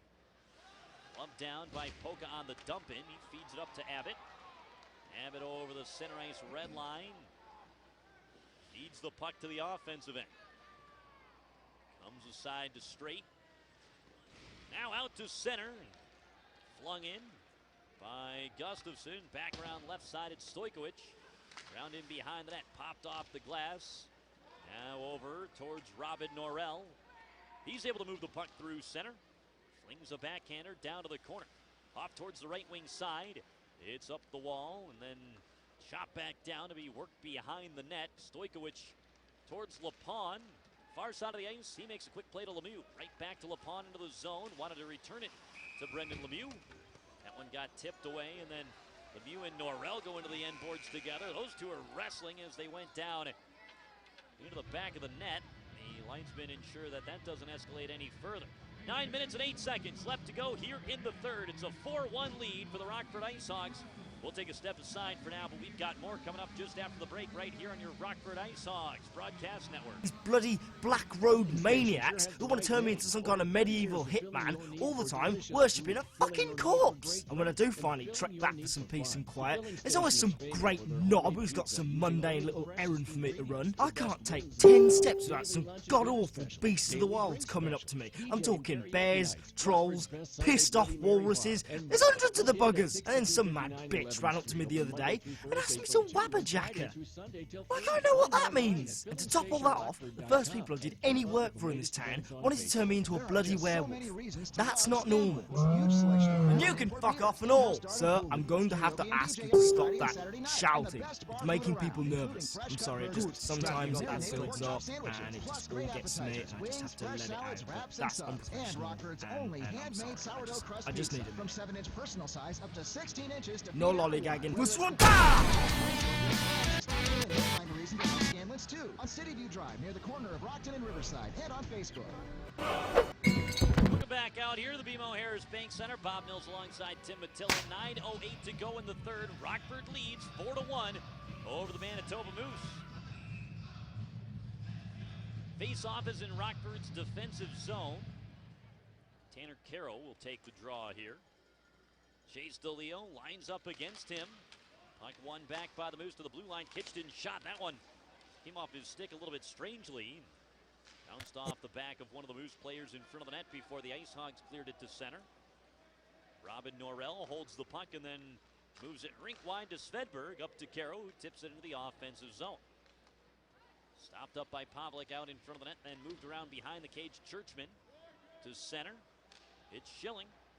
Cross to Abbott. Popped up towards Schmaltz. Had his stick checked on the play. Good work by Scott Glennie coming backwards on the opportunity. Cameron Schilling at center to Caro. All the way across to Dahlstrom. Steps over the blue line. Stick handles wide down the left side. Got run into. Lost control to DeLeo. Then it's away to the right corner. Churchman couldn't clear it. A quick wrister. Misses just wide of the net. Now Dahlstrom sent to pass rink wide. Nobody home off the near side.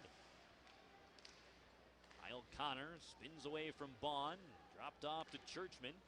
All the way across to Kitchton. And then through center along the left side.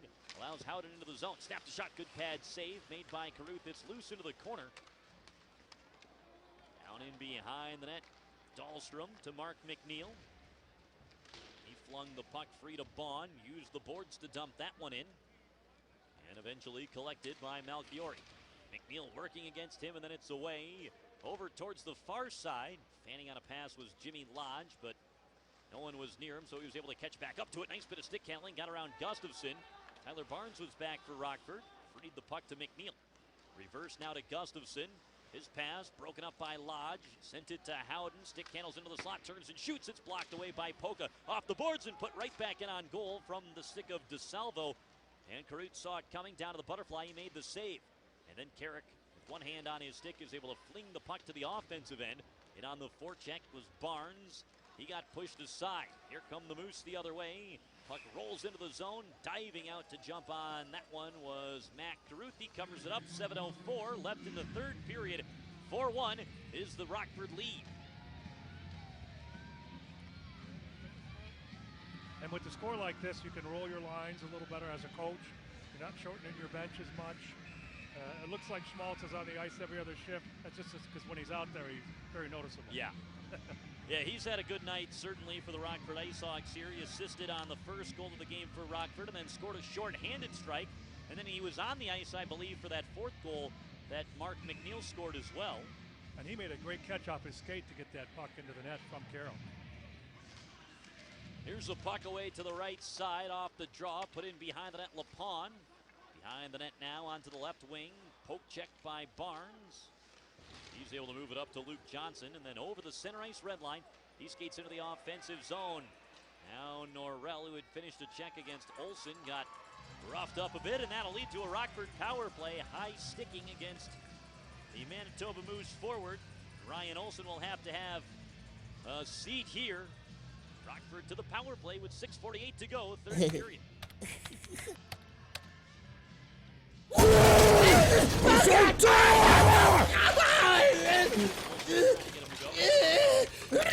What is this? Do you think this is funny? Shut up! You're like the 26 millionth person to type this fucking joke into the internet. Do you think people care? No, you dumbass! And why would you want them to? You want to... Nick Schmaltz into the circle.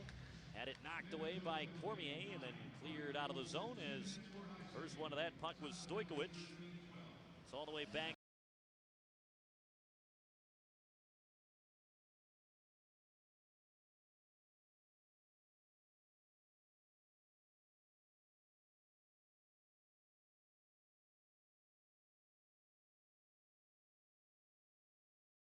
If you're Manitoba, you'd probably expect your guys to play the rest of the game, your top scorers here that you'd send out?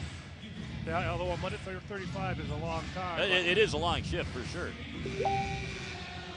But if it's a half-ice game and not a up and down, then you can easily do it. Sure. So maybe that's the strategy here, is see what the Moose try to counter with. 1:35 is left in the third. Rockford leads 4-2. They're out shooting Manitoba 37-29. And I don't see Connor. Yeah. Interesting. DeSalvo is the team's leading goal scorer, with the fact that Jack Roslovic is not present today as he's going through the process of potentially joining Team USA for the World Junior Championships. DeSalvo wins the draw, though, and it's back down off the side of the net as it gets punched in behind the cage, and then Caruth eventually able to find it. Everybody tangled up off the side of the net. Carrick is involved there for Rockford. One of the Moose players is down on the ice there. So what's the rule in the American Hockey League if there's a fight under 2 minutes or under 5 minutes? Do you have to sit the next game? Or? I think only in a game in which the outcome is already essentially decided. I don't know that this one would necessarily qualify for that. There's Connor coming out right now. Yeah. But DeSalvo won that draw very clean. Oh, yeah, he sure did. And I think it was Lemieux who was down on the ice there that was tangled up with Carrick, by the way. And Sam Carrick is one of the Ice Hog skaters to head off the ice. Luke Johnson following him. Jake Dowell steps out, and now a timeout, I think, is called here by Rockford. Caruth already heading towards the bench. I don't think it's been actually granted yet, though. And now apparently it has, so Rockford will take their timeout. Talk over to the defensive strategy. You figure here this can't be a issue of needing more rest after that stoppage, you wouldn't think. No, this is strictly make sure everybody's got their jobs, their responsibilities. You know, who you want to cover, who you're going to give up, because they're going to have an extra man. Let's make sure we keep people away from Caruth as much as possible. Obviously, winning the draw is huge. Yeah. But you can talk about that on the bench, but it doesn't mean you're going to get it. At this point, up by 2, under a minute and a half left, would you generally think that the Ice Hog players would sort of be given the green light to shoot at the empty net, even if it could end up as an icing call? I've always believed that with a 2-goal lead, it's worth the risk-reward. With a 1-goal lead, I would say no. All right. Timeout expires. We'll get a face-off down to the Ice Hog defensive zone. Don't forget, of course, the Ice Hogs take on the Wolves tomorrow on the road, but you can catch the game on WIFR's Justice Network on 23.3. Also available on Sports Fan Radio 1330 AM as the puck is dropped on the right side and won again by Manitoba. Churchman holds it down the boards. DeLeo able to grab onto it there. Put it down into the right side corner. Stick handling with the puck is Connor. Back up top. Churchman on the left wing side. Kitchton holds it there. Looks in front now off to the right wing. And a quick shot is blocked away before it found the front of the net. Off towards the right wall to the blue line. It's Churchman. Winds and fires. Tipped in front off the goalpost. Rebound is loose and just knocked away from DeLeo. To the blue line again. Churchman. Off the left wing side. It's Kitchton. He skates away and then put it down into the corner to be handled there by DeSalvo. Worked it up top to Kitchton. Wrist shot. That one catches the iron. Loose again right side. And Caruth makes a pad save before finding the rebound and covering that one up. Well, the Ice Hogs caught a little bit of a break on a couple occasions there. 48.2 seconds left in the third. Rockford still leads 4-2. There's definitely a no call. We got cross-checked in the back, right in the slot, but I don't mind that at this point. I mean, I understand it. The Moose narrowly missed twice on that shift. A deflected puck hits the bottom of the goalpost, and then it looked like a straight shot after that caught the corner of the crossbar in the post as well.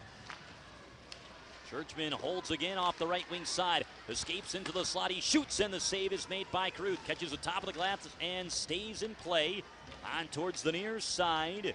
DeSalvo digging for Manitoba. Pinned to the boards as well by P.C. Labrie as the puck. Dahlstrom involved. Caro trying to make sure it doesn't pop out into a dangerous area. Rockford doing a great job taking time off the clock here. 20 seconds left in the third. 4-2 is the Ice Hog lead. It's Dahlstrom. He now pins the puck into the corner. Still digging at it as Lemieux gets involved for Manitoba. It's up the boards towards the blue line. Picked up by Kitchton across the high slot. Left side now DeSalvo. Dropped it off. Churchman shoots. It's blocked away by Caro. Then it is stick whacked out of his hand. No penalty call here as well. Back out in front just away from DeLeo. And that'll do it for this one. The Ice Hogs snap A 9-game winless skid, and now gloves come off after the whistle. Down along the end boards is tied up there, I believe, is PC Labrie for Rockford. A 9. It's blocked away by Caro, then it is stick whacked out of his hand. No penalty call here as well. Back out in front, just away from DeLeo, and that'll do it for this one. The Ice Hogs snap a 9-game winless skid, and now gloves come off after the whistle. Down along the end boards is tied up there, I believe, is PC Labrie for Rockford. He took a couple of shots and now gets away a few against Lemieux. Labrie trying to get some space, lands an uppercut. Lemieux trying to drag him down, and now eventually does, but got the worst of that one as well, even as the two were falling down. Svedberg is jawing with Kitchton now as those two traded a few jabs. PC Labrie will be separated here from Brendan Lemieux.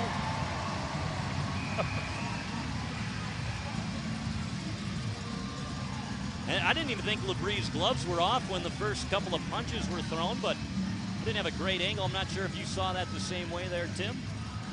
They came off pretty fast. I wouldn't say that. No doubt about that. 4-2, Ice Hogs get a win here tonight at the BMO as they take down Manitoba. And that's got to be such a huge relief to this Rockford team. They put together a really strong effort from start to finish tonight as they eventually come out with a 4-2 win over the Manitoba Moose. I think Labrie played a solid game today. Oh,